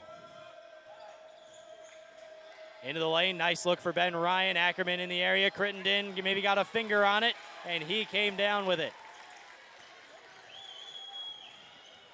Crittenden gets to the front court with Ryan, now spinning all the way, coast to coast. Eric Crittenden couldn't get it to fall, and the help rebound by Hill. 3-on-1, Hunter Hill all the way to the bucket. Wow, that's pretty. 18 points for Hunter Hill. He's now the leading scorer. Weiss has been held scoreless in the first 11 minutes here of the second half. 9 minutes to go. 6-point Augustana lead. Ever since those turnovers, they really took Elmhurst out of their game. Here's Ackerman again, another miss. Johnson gets the rebound. No second chance points for the Blue Jays here in the second half. Again, Hunter Hill. Oh, just missed. Crittenden threw it off of Ben Ryan and got the ball back. Really nice spin around by Eric Crittenden to keep the ball and keep possession, and that's critical. And a timeout here. John Baines needs one, and he'll take one. A full timeout for the Blue Jays. Hunter Hill has gone on quite a run here in the second half. Has 18 points, 11 points in 11 minutes, and it's a big-time player stepping up in a big-time game. Hunter Hill, yeah, there's a great story on him from KWQC, one of the state TV stations in the Quad Cities. His father, Kirk, is and was his inspiration, a Navy SEAL described as an adrenaline junkie. Good team. He went to far places for his training, Alaska, New Mexico, everywhere. And Hunter Hill got his first workouts from his dad when he was in middle school, and Gray Giovanni was taken aback with what Hunter Hill can do and what he wants to do in the weight room. He listed explosive box jumps, upside down pull-ups, workouts. He even said a workout with a chuckle, workouts with a chain draped around his neck. I mean, he just does everything. And Hunter was 9 when Kirk retired from the Navy, and he said those routines made him really strong and tough. And when Hunter Hill was a junior, he realized that his father was suffering from PTSD, or post-traumatic stress disorder. And Hunter Hill unfortunately lost his father right after his visit to Augustana. And Hill says he still plays for his father every day. That's who has inspired him. And Gray Giovanni has said that Hunter Hill, number 14 for Augustana, has a chance to play professionally. And you can really see why. He may only be 5'9", but he packs a punch. He's incredibly strong, workout junkie just like his father. And really an incredible player, Hunter Hill. Elmhurst gets the ball in with 8:30 to go after the timeout. Crittenden can't be loose with the ball ever against Augustana. Here's Weiss. He's still trying to get going here in the second half, and it's going to be a foul on Orange, as Motzel comes back in with his 4 fouls. 2 on Orange. And Kyle Weiss is going to go to the free throw stripe. And this could be a way to snap yourself out of a funk if you're Elmhurst. Get your points at the free throw line. Elmhurst 9 of 12 today from the line. Weiss 4 of 4. He has not scored yet here in the second half. And he has now. Weiss, perfect 5 of 5 from the stripe so far. He's got one more. Shooting 82%, 7th in the conference from the line. He's got it again. Kyle Weiss matches Hunter Hill with 18 points. But Hill wants more as he brings the ball back up the floor. Here's Orange.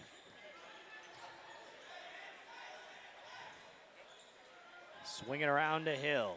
8 minutes to go. Augustana leading by 4. Out to Sortillo. Could have had the extra pass to Hill, but didn't see him. And a turnover for Augustana. One too many steps. Sortillo turns it over, but Augustana will set up the press. They want a turnover of their own. Elmhurst has led for almost 20 minutes of the game. Augustana has led just about 7 minutes. But they lead right now when it counts by 4 here in the second half. Pat Coleman and Kyle Weiss guarded by the freshman Orange. Let's see if he can go to work on him. And he's going to get called for a foul. No shot on the floor. Ball went in, but it will not count. And he does take the freshman to school, and it's his 3rd foul for Orange. Kyle Weiss will go to the free throw stripe. And again, if the shots aren't going in, get yourself to the free throw line, especially if your name is Kyle Weiss. 17 points per game. He's already eclipsed that with 18. And he looks to become the game's leading scorer if he sinks this one. It is still 1-1. It's the 8th team foul. He's got it. He'll shoot the second one as well. Kenny Payon comes back in. He replaces Will Nixon. Both players have 2 fouls. Nixon only has 6 points. Nixon has reached double figures in his last 3, but he hasn't had the looks. It's been some good interior defense by Augustana. Another free throw for Weiss. First player to reach 20 today. And the Elmhurst has cut the deficit to just 2. The pair of free throws, pair of free throw trips by Weiss. Elmhurst has played good defense the last couple times around. Last time bringing the shot clock down to where Sortillo had to move too fast. Here's Ben Ryan, tough left-handed floater. Wow, that's pretty. You can tell why Ben Ryan was a first-team all-conference pick last season. Tough floater in the lane against Payonk. They want to go down there. They like that matchup. Payonk is a very good defender, but Ben Ryan, an incredibly efficient offensive player. Very good. Weiss, step back 3, yes! 1-point game. Kyle Weiss gets this crowd back into it. Here's the lob to Ryan. They love this matchup. Ryan against Payonk. Tough defense. Ryan nowhere to go. Schwebke with the rebound. Great defense by Payonk, proving himself to that Augustana bench. And a block called on Ben Ryan. And you just wondered if that call would go against Elmhurst again. But this time it does not. 9th team foul, 2nd on Ben Ryan. And that was another 50-50 call. 4 in a row went against the Blue Jays early in the second half, and it really helped Augustana back into the game. Brandon Motzel talking to the official. Wondering why they couldn't get the 5th one as well, but this time Ackerman comes to the free throw stripe. Ackerman shoots 77% for the season, and he knocks down the first one here. We're all tied up. 6:32 to go.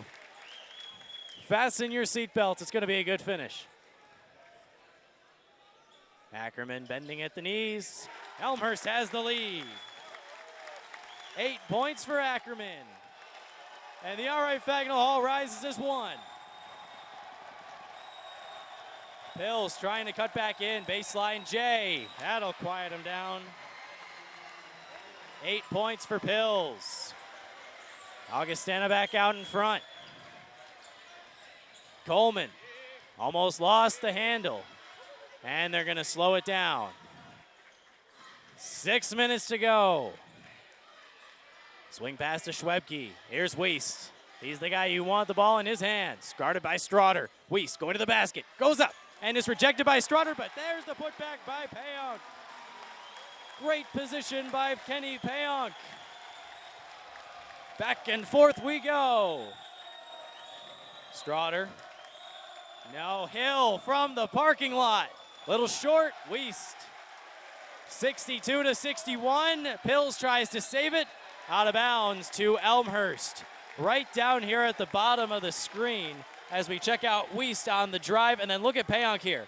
Motzel goes over to help out. Nobody boxes out Payonk, and Kenny Payonk's right there to put in 2 more. Elmhurst with a chance to extend the lead, 62-61. 1 against 5. And it's lived up to the hype. Wiest for 3. Oh my goodness. 26 points for Kyle Wiest. Ackerman almost got a steal. Here's Hill trying to go around Coleman. Ben Ryan and Augustana will have to reset. Going into the lane, Strotter's wide open. Ackerman left him there, and Strotter knocks it down. The answer. What a game this has been. 65-64. Ackerman almost lost it. He will recollect. Ackerman always looks calm on the court. I don't know how he does it. Here's Wiest. He's the man. 26 points, spinning in the lane, and a travel. I think Wiest is lucky that wasn't an offensive foul because he's got 3 fouls. I think I would much rather take the travel than I would the 4th foul on Wiest. And Kyle's going to have to go to the bench here. And looks like they're going to call a timeout to give him a breather. He goes to the bench, and he's got his arms on his knees. Kyle Wiest, he's going to have to find another level for the last 4:39 of this one. What a game it's been. So glad you could spend some of your Wednesday evening with us. Well, the game sure has lived up to the billing, hasn't it? 65-64. Elmhurst on top. Looking at the scoring leaders, Kyle Wiest, 26 points. And our key players today, if you wanted to look at the front, look at the guards, Hunter Hill, 18 points, 11 in the second half. And he keyed that run that brought Augustana back into this one. And then Kyle Wiest keyed the run that put Elmhurst right back into the thick of things as well. The 2 best players on the floor, Kyle Wiest and Hunter Hill, and they're showing up. The one player I'm going to watch in these last couple of minutes, of course, you give the ball to Kyle Wiest. But on the clear out, it was nice to see Kenny Payonk for the Elmhurst side as he was able to come back and get that putback. I think if you put Will Nixon in the game and Motzel or the other defender, Tavion Johnson, goes to help on Kyle Wiest, that weak side is going to be wide open. If Wiest misses the layup, Will Nixon and Kenny Payonk have to be right there to put it back in. And I think that, along with the same on Hunter Hill on the other side, if you don't box out the big guy, they're going to be able to get that putback in the offensive rebound. So that could be something that gets a lot of points here in the last couple of minutes as the teams try to clamp down on the 2 best players on the floor. It's exactly the game we expected. Little runs. Neither team is led by double digits. Augustana's largest lead, I believe it was 6. It was 57-51. Elmer's largest lead was 47-40. Both leads have come in the second half, surprisingly, and we're only about 6 minutes apart. That was the run that Augustana went on from down 7 to up 6. And now Elmhurst has come back, and they're up by 1. 10 to shoot for Strotter, who finds Pills wide open. Off front, iron, and Ben Ryan got an offensive rebound for the Vikings, but he's trapped, and timeout. Very smart by Ben Ryan to call the timeout there. Augustana has 3 timeouts remaining. Elmhurst only has 2. Actually, make that 4 timeouts remaining, I believe.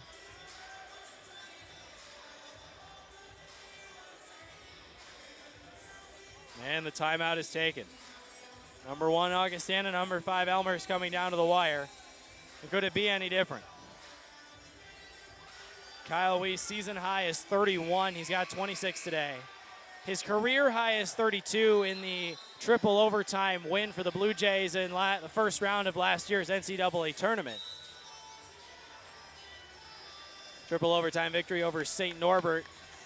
Elmhurst won that one in the NCAA tournament in triple overtime. Augustana went all the way to the championship game before falling. Gray Giovanni said, last year we saw the difference between mature seniors, which was UW-Stevens Point, as Strawder misses and Coleman gets a rebound. And younger guys who are just excited to be there. 70-54, Stevens Point won that one. Now lots of seniors on both sides. Crittenden gets him up in the air and then gets fouled by Ben Ryan.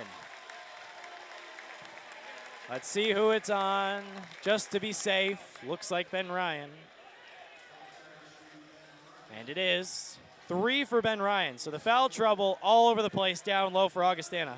Motzel with 4, Johnson with 4, and Ryan with 3. And those are really the only 3 forwards that Augustana plays in their regular rotation. But both Motzel and Johnson have had 4 fouls for a while now. They've been able to stay in the game, and that's Gray Giovanni trusting his seniors. Under 4 minutes to go, Crittenden will go to the free throw stripe, and for a big guy, he's very good at shooting those free throws, 75% for the season. Crittenden hasn't had the biggest offensive day today. 6 points, averages 13 on the season. He knocks in a free throw. The Blue Jays lead by 2.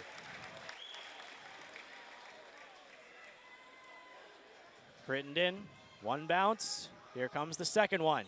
Ooh, that's smooth. The seniors showing up. All 5 on the court seniors for the Blue Jays. All 5 on the court seniors for Augustana. 4 minutes left.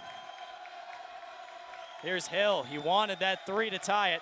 Strawder goes to Pills. A great cut by Griffin Pills, but he couldn't finish. Strawder gets the offensive board. Strawder out to Pills.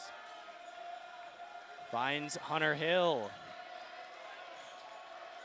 Hill to Strawder. Tough defense by Coleman. There's Hill in the corner. No good. Ben Ryan has an offensive board, and Will Nixon knocked it out of bounds. Very close. Nixon wanted the ball for Elmhurst, but it went off of him, and it'll stay with Augustana. For the Vikings, it's Hunter Hill inbounding. Griffin Pills, Jawan Strawder, Ben Ryan, and Brandon Motzel. Blue Jays defensively, Pat Coleman, Kyle Weiss, Will Nixon, Brian Ackerman, and Eric Crittenden. Ryan, and they didn't box out Motzel. Double digits for Motzel. It's a season high with 10. Motzel loves playing here. Had his career high of 16 here last year. 3 minutes to go, 1 point game.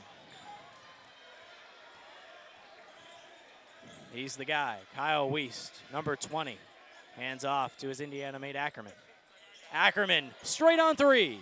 Oh, just a little bit short off front iron.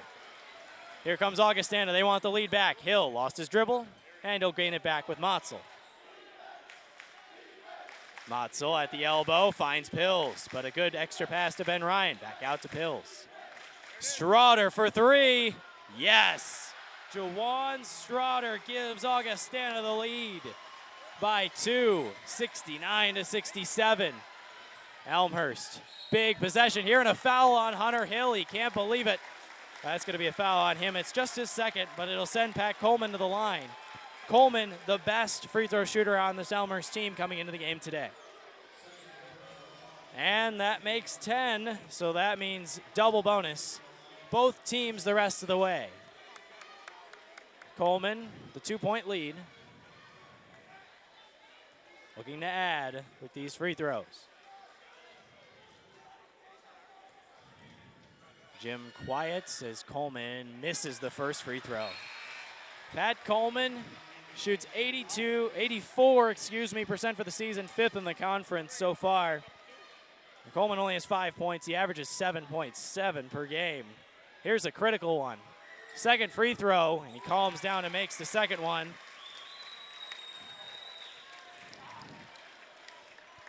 So the Blue Jays, trail by 1 now.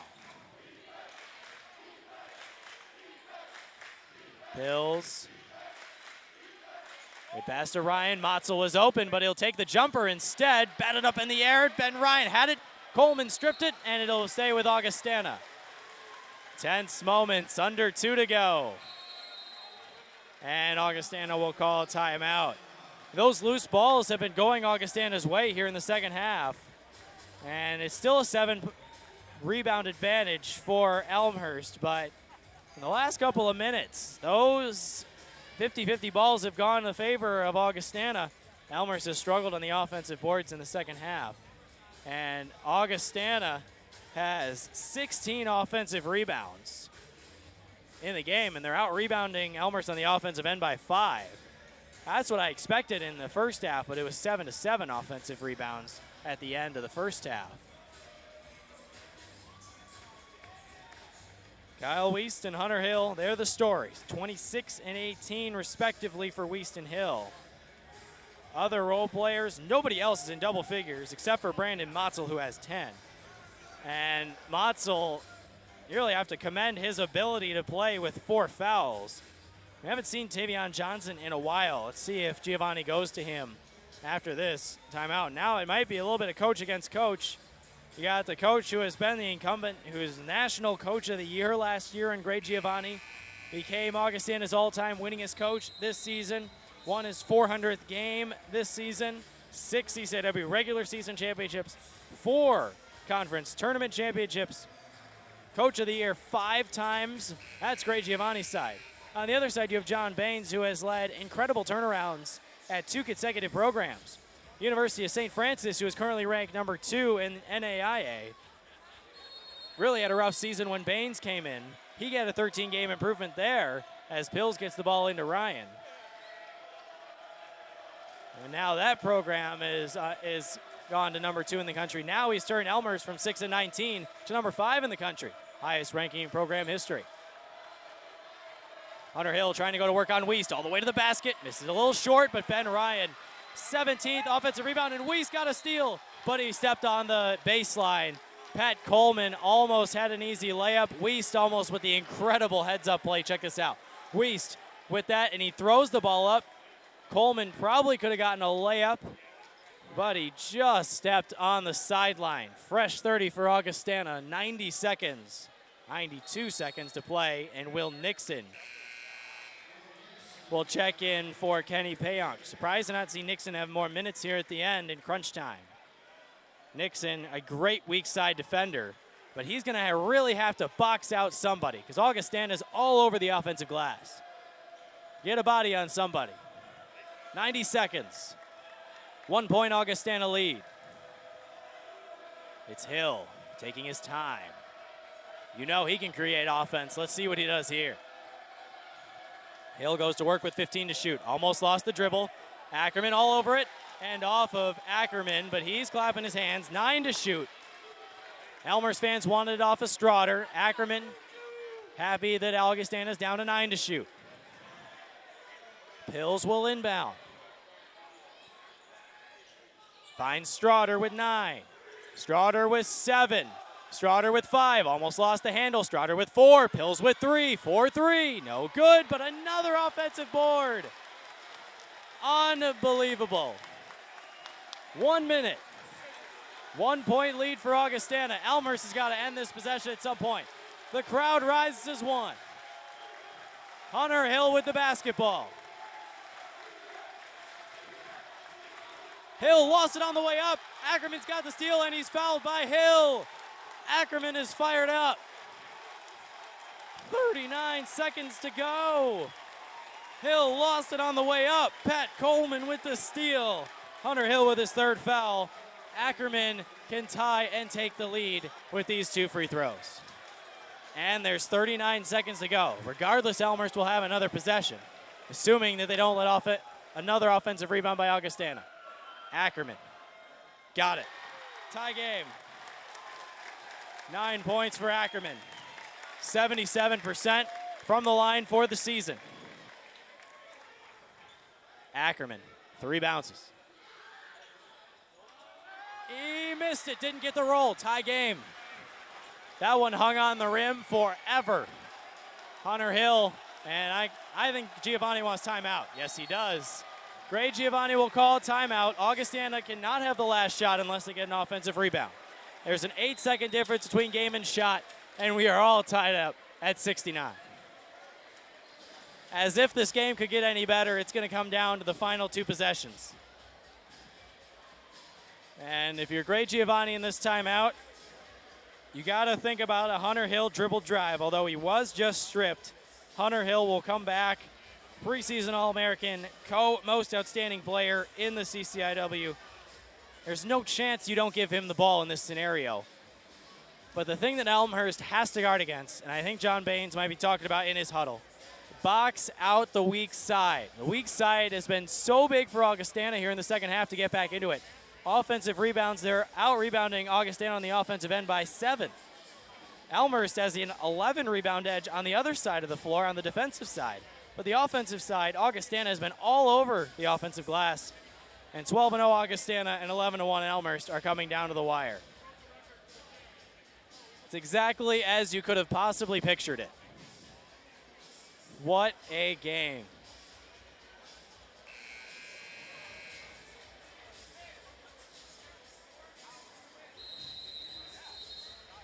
Timeout is over. The coaches will have their final words with their team. Still 2 timeouts apiece, so we still could have plenty more time for the coaches to do their thing. But Greg Giovanni, he's proven that he can do it. Former Division I assistant and Division I head coach. Nobody's sitting here at R.A. Fagnall Hall. Everybody's on their feet.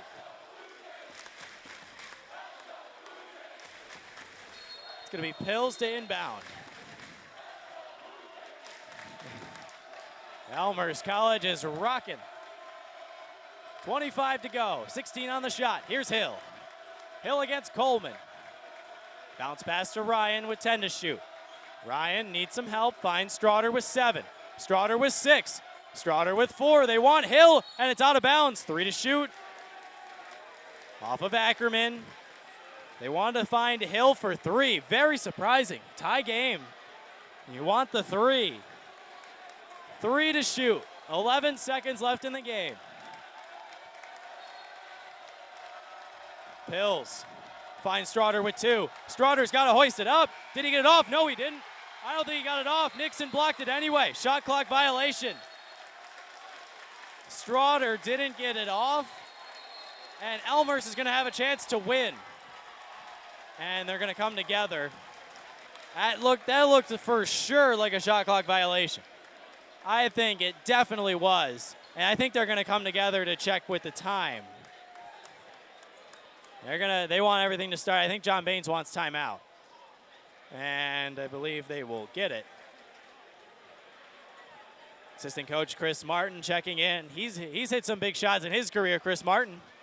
See if he can put some wisdom in the minds of Kyle Wiest or Brian Ackerman. Wiest is the guy you could imagine you'd go to. Brian Ackerman last year was Mr. Clutch. Last season, Brian Ackerman hit a game-tying 3-pointer with 20 seconds to go against North Central. Not only that, but he also got the steal to allow Elmhurst to have the chance at that game-tying 3-pointer. I think they're going to add some time to the clock. There's 11.7 and 8. So you're going to put 6.9 on the game clock, and that makes sense. A little extra time for Elmhurst. So 7 seconds for the Blue Jays. Mentioned Brian Ackerman with a game-tying 3-pointer against North Central. It was also Brian Ackerman, the game-tying runner against Augustana here at R.A. Fagnall Hall.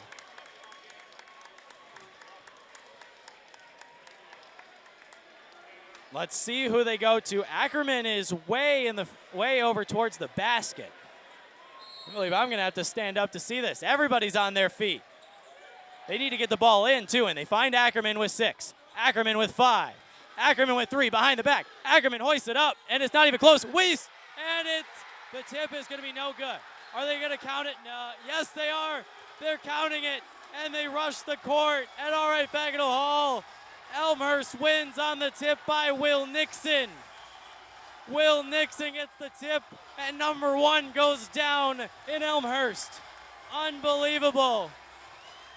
It's the second tip in for a win in Elmhurst this season. Earlier this year, same score, 71-69. It was Elmhurst over Alma. And I have a feeling that this one feels a little bit sweeter. The referees are still talking, so I wonder if there's a chance they'll clear the floor and call this off.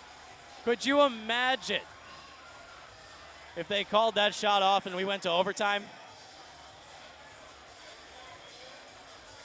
To be honest, on first look, I don't think Nixon got the tip in time.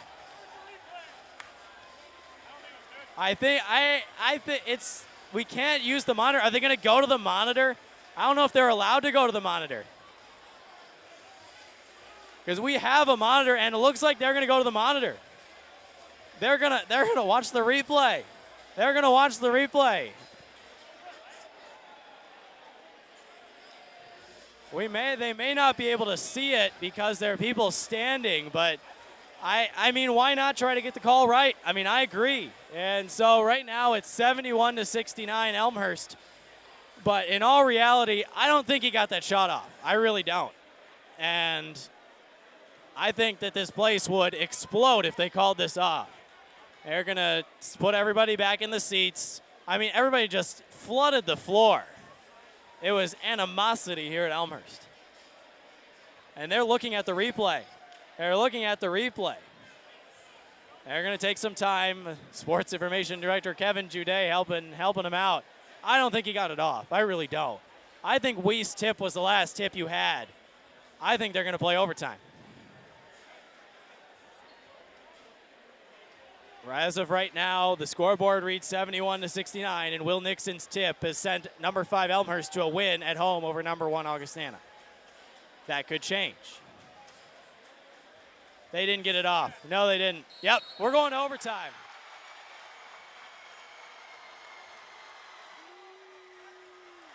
Free basketball in Elmhurst.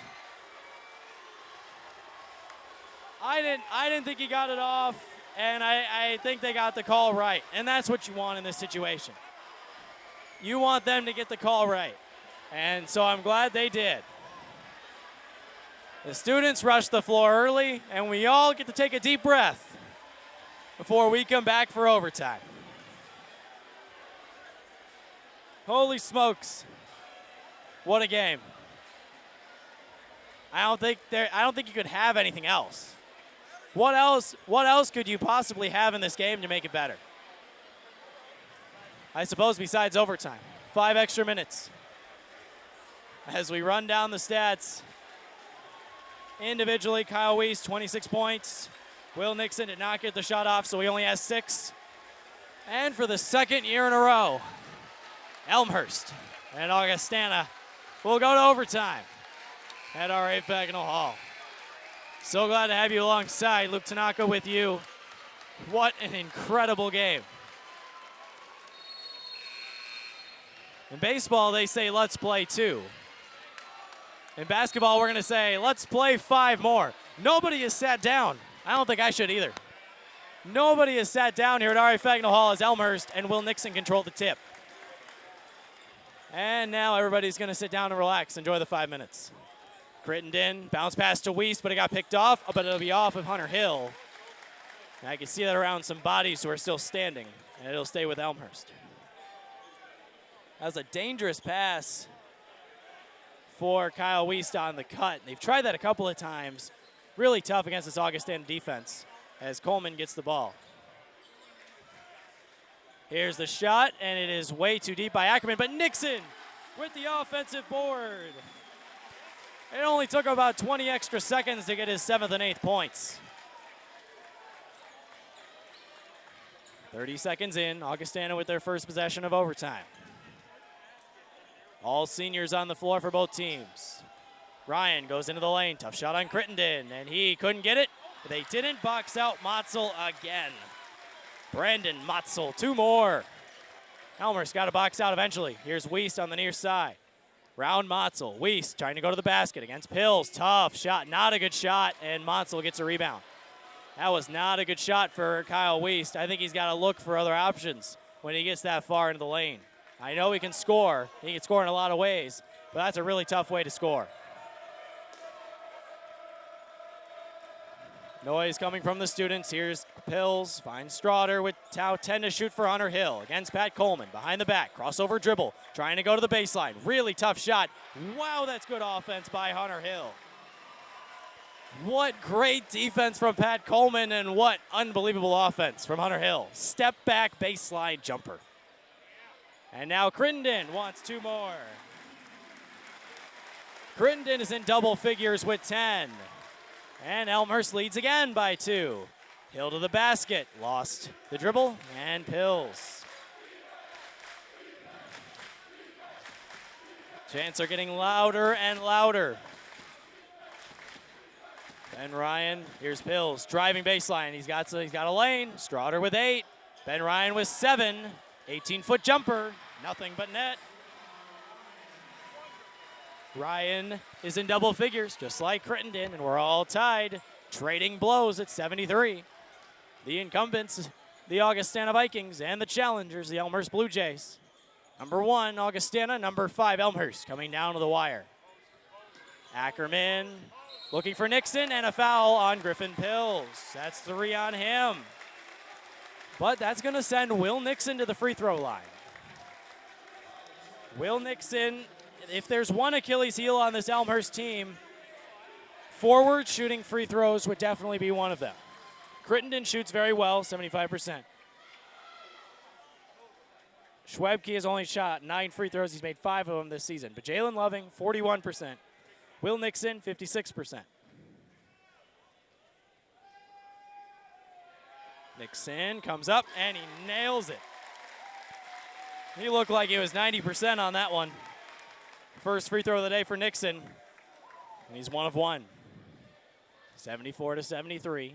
Nixon trying to extend to a 2-point advantage, and he does. He's got double figures for the 4th straight game. Will Nixon. Hunter Hill, crossover dribble, back into Coleman, and Coleman's going to be charged for a foul. Number 4 on Pat Coleman, and he's going to run away from the official. So it's 4 on Coleman. Our foul trouble revisited. 3 on Wiest, 4 on Coleman for the Blue Jays. Nobody else with more than 2. Hunter Hill has 3. Griffin Pills has 3. Tavion Johnson has 4. Krishan Orange has 3. Ben Ryan has 3. And Hill knocks down a free throw. Brandon Motzel also has 4.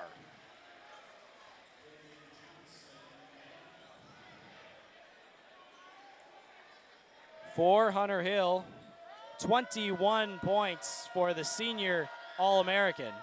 Make it 22. Back and forth we go. Pills will check out. Krishan Orange, some fresh legs back into the game. And Augustana is going to amp up this press. Wiest needs help, and they're going to get the ball into Crittenden. And that's been the spot they've gone to, guarded by Johnson, and to hand it off to Coleman. That is a really great play by the Elmhurst offense to break the Augustana press.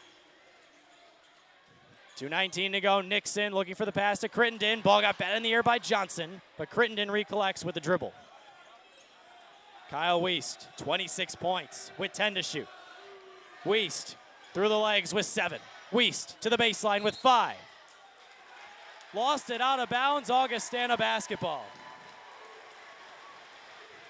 And after trading buckets, the Vikings will finally have a chance to take the lead. Motzel and Pills back in for offense. Orange and Johnson back out. 75-75. 10 team fouls on both sides. 2 minutes in overtime. Elmhurst thought they had the game won on the tip, but they went to the video review at the Division III level. How many times do you see that? And they waved off the Nixon tip. And that was the correct call. Hunter Hill with 10. Hunter Hill doubled. Hunter Hill nowhere to go. Finds Straughter, who helps him out with 7. Straughter backing up with 5. Straughter for 3, wide open. He missed it off the shot clock, and that'll be Elmhurst basketball. So Augustana holds on defense. Elmhurst holds on defense. And now they'll bring back the defense, Orange and Johnson. Giovanni playing offense, defense. Johnson, very good defender with his long arms. Crittenden's been the one they've gotten the ball into most of the time. He's not open, but they find him high. Very smart, and then back to Ackerman, who nobody's guarding. Soccer style, dangerous pass to Pat Coleman, And now he will settle everybody down. 90 seconds. Tie game. Crittenden into the lane. And he gets it to go. Crittenden didn't score in the first half, but he's got 6 in overtime. Hunter Hill almost pulled up for 3. Orange pump fakes. The freshman didn't want to take that one. Elmhurst, a huge defensive possession right here. 1 minute to go, leading by 2. Crossover dribble by Hill. 2 crossovers. What a move into the lane, but he's blocked by Crittenden. Eric Crittenden got a block, but he's got to watch out for Hill on the other side, and Ackerman has it. Elmhurst with the lead, with possession, under a minute to play. 77-75, and it's Ackerman.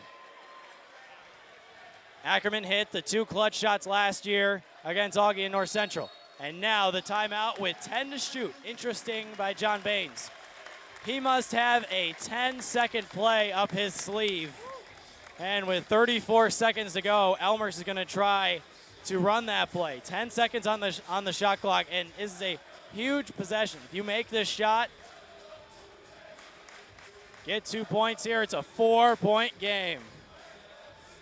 Elmhurst thought they had it won in overtime. The students stormed the court.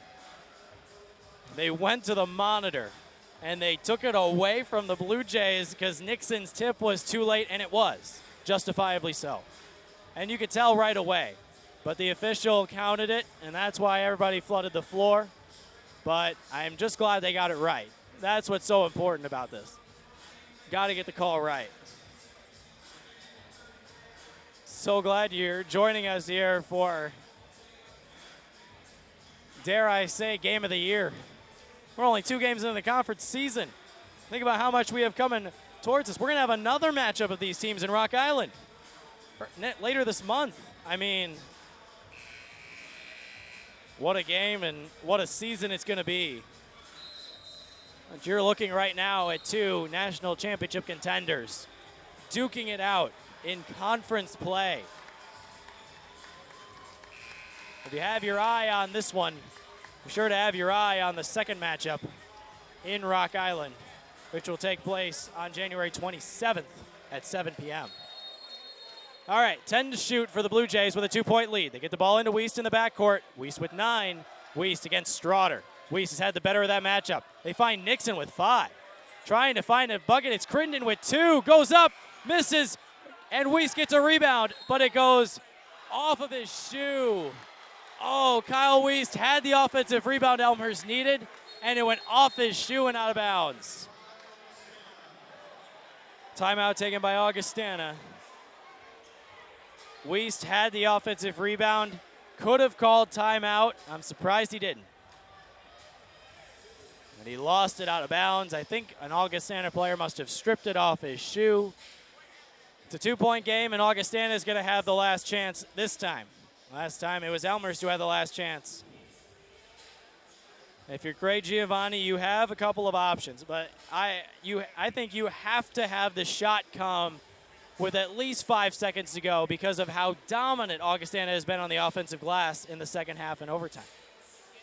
12 offensive rebounds in the second half and overtime. So with at least 5 seconds to go, you need the chance for that tip-in. Elmhurst took the shot later, and they had the second tip-in go in, but it was too late. And if you're Augustana, that's the last thing you can have happen. But imagine we could be going to a second overtime. Getting ahead of ourselves, of course.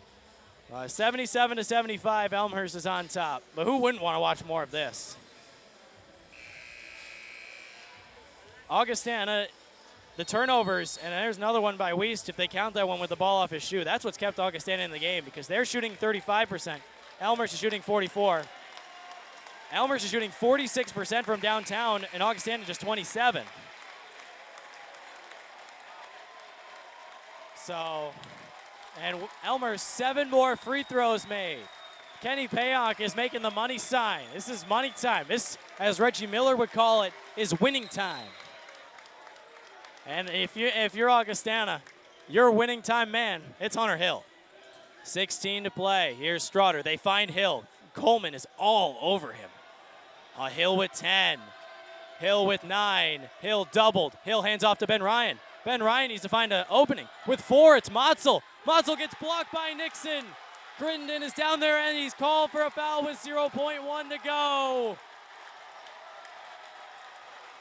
So they go to Brandon Motzel on the last play. Very interesting call. He gets blocked by Will Nixon, and Will Nixon most recently became the Elmhurst career leader in blocks. Will Nixon against Concordia of Chicago right before CCIW play. Eric Crittenden has 2 shots. If he makes both, they're going to put 0.6 on the clock, so they can get a shot off. Crittenden, if he makes both, the game's over. 75% at the line, and he missed the first one. And Elmhurst fans take a sigh as there is the chance for Augustana. And they do have a timeout as well. Elmhurst will take a timeout. They'll let Crittenden breathe. But this second free throw is still just as critical. If you make this second free throw, then you cannot lose in this overtime session because a 3 would tie it. Truly a wonderful game, just almost indescribable. I feel fortunate to have had the chance to at least try. 77-75, Elmhurst leads. Eric Crittenden has 1 more free throw. Crittenden, 75% for the season. Today, 4 of 6. That was just his second miss at the line, that last one. I think the students are ready to storm the court again. But we're still 0.6 away from that. In this game, we've seen everything. We've seen video reviews. We've seen tip-ins that have gotten taken away. We've seen Kyle Wiest explode for 26. We've seen Hunter Hill explode for 22. What a game, and Eric Crittenden will put his foot on the line. Just behind it, I suppose. 0.6, 2-point game. Even if Crittenden misses, there is the chance that Augustana would hit a full court heave.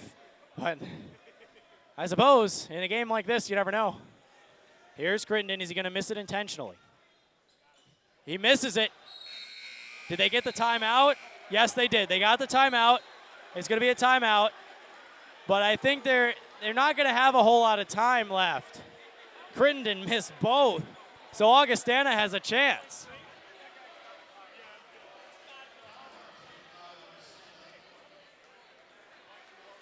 So Augustana takes timeout, and they'll have .4. .4 for the full court heave and the deflection.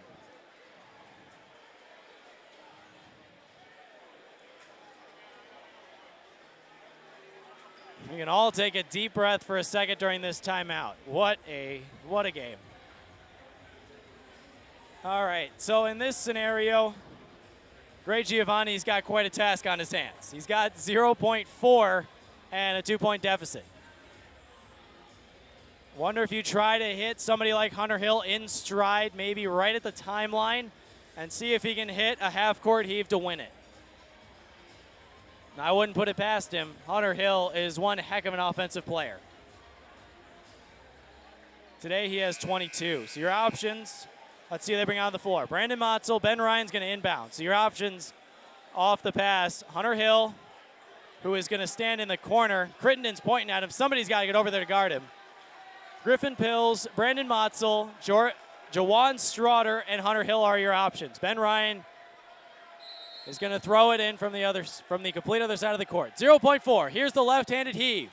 It hits the top of the. No, they get it again. They get now it's out of bounds because it hit the top. So it's out of bounds to Elmhurst, and now Ackerman will have a chance. Ben Ryan's throw is too high. It hit the rafters. Ackerman just needs somebody to touch it, and it's over. That's it. Elmhurst wins. And now the students can storm the court, and it's okay. No taking away this one. Elmhurst comes out victorious in an instant classic, 77-75. in overtime.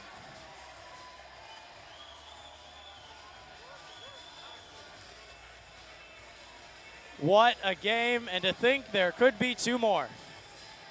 The Blue Jays, the challengers, take down the incumbents and the #1 team in the land, Augustana, today. And Elmhurst proves they're no challenger anymore.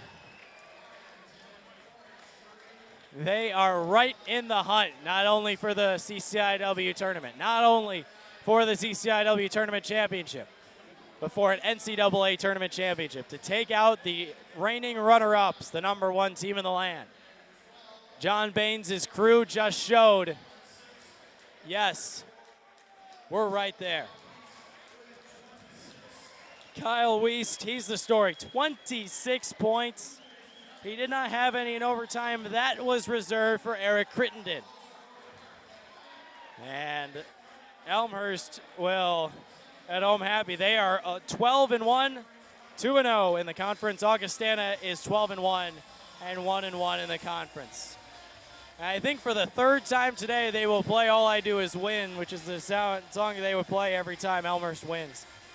John Baines said on Monday when we interviewed him that the team that won the rebounding battle would win the game, or at least that's what had happened in previous years. And that's what happened today. 46 rebounds for the Blue Jays, 41 for Augustana. Elmhurst shot 44% from the field. Augustana shot 34.6.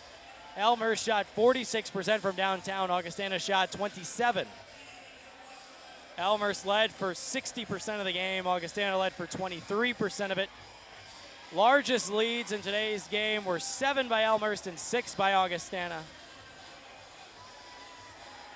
And the leading scorer today in the game is Kyle Wiest. Who else for the player of the game? Kyle Wiest, 7 of 15, 4 of 5 from downtown, and 8 of 8 from the free throw stripe. Oh, by the way, he also pulled down 5 rebounds and had 2 assists. Elsewhere in double figures, Eric Crittenden had 12 points and 9 rebounds. Will Nixon had 10 points and 6 rebounds. Brian Ackerman came just short with 9 points. He also had 6 rebounds. Pat Coleman, 6 and 6, 6.6 rebounds. On the other side, Augustana. Hunter Hill, 41 minutes, 22 points. He also had 4 assists. 10 points for Ben Ryan and Brandon Motzel. Motzel a double-double. He loves playing at R.I. Fagnall Hall. Season high this year, career high last year. 10 points, 11 rebounds, 10 points, 9 rebounds for Ben Ryan. And this an instant classic today at R.A. Fagnall Hall. That's really the only way you can describe it. Elmhurst comes out on top, 77-75. I'd like to thank Dennis for hanging out with me and watching this thriller, this instant classic today from up here in the booth. I'm Luke Tanaka saying so long from R.A. Fagnall Hall. Our next broadcast of BlueJayTV.com basketball will be next week as the women's team for Elmhurst basketball faces Carthage right here at home on the 13th. And then after that, it'll be North Park University and I believe Wheaton for the women as well on the 16th. And then the next men's broadcast will be on the 20th against North Park University. All those games, except for the game against Wheaton on the 16th, will be at 7 o'clock. The Wheaton game's at 7:30. But thank you so much for tuning in. We hope you enjoyed the broadcast. Elmhurst 77, and they knock off the #1 team in the land. Augustana finishes with 75.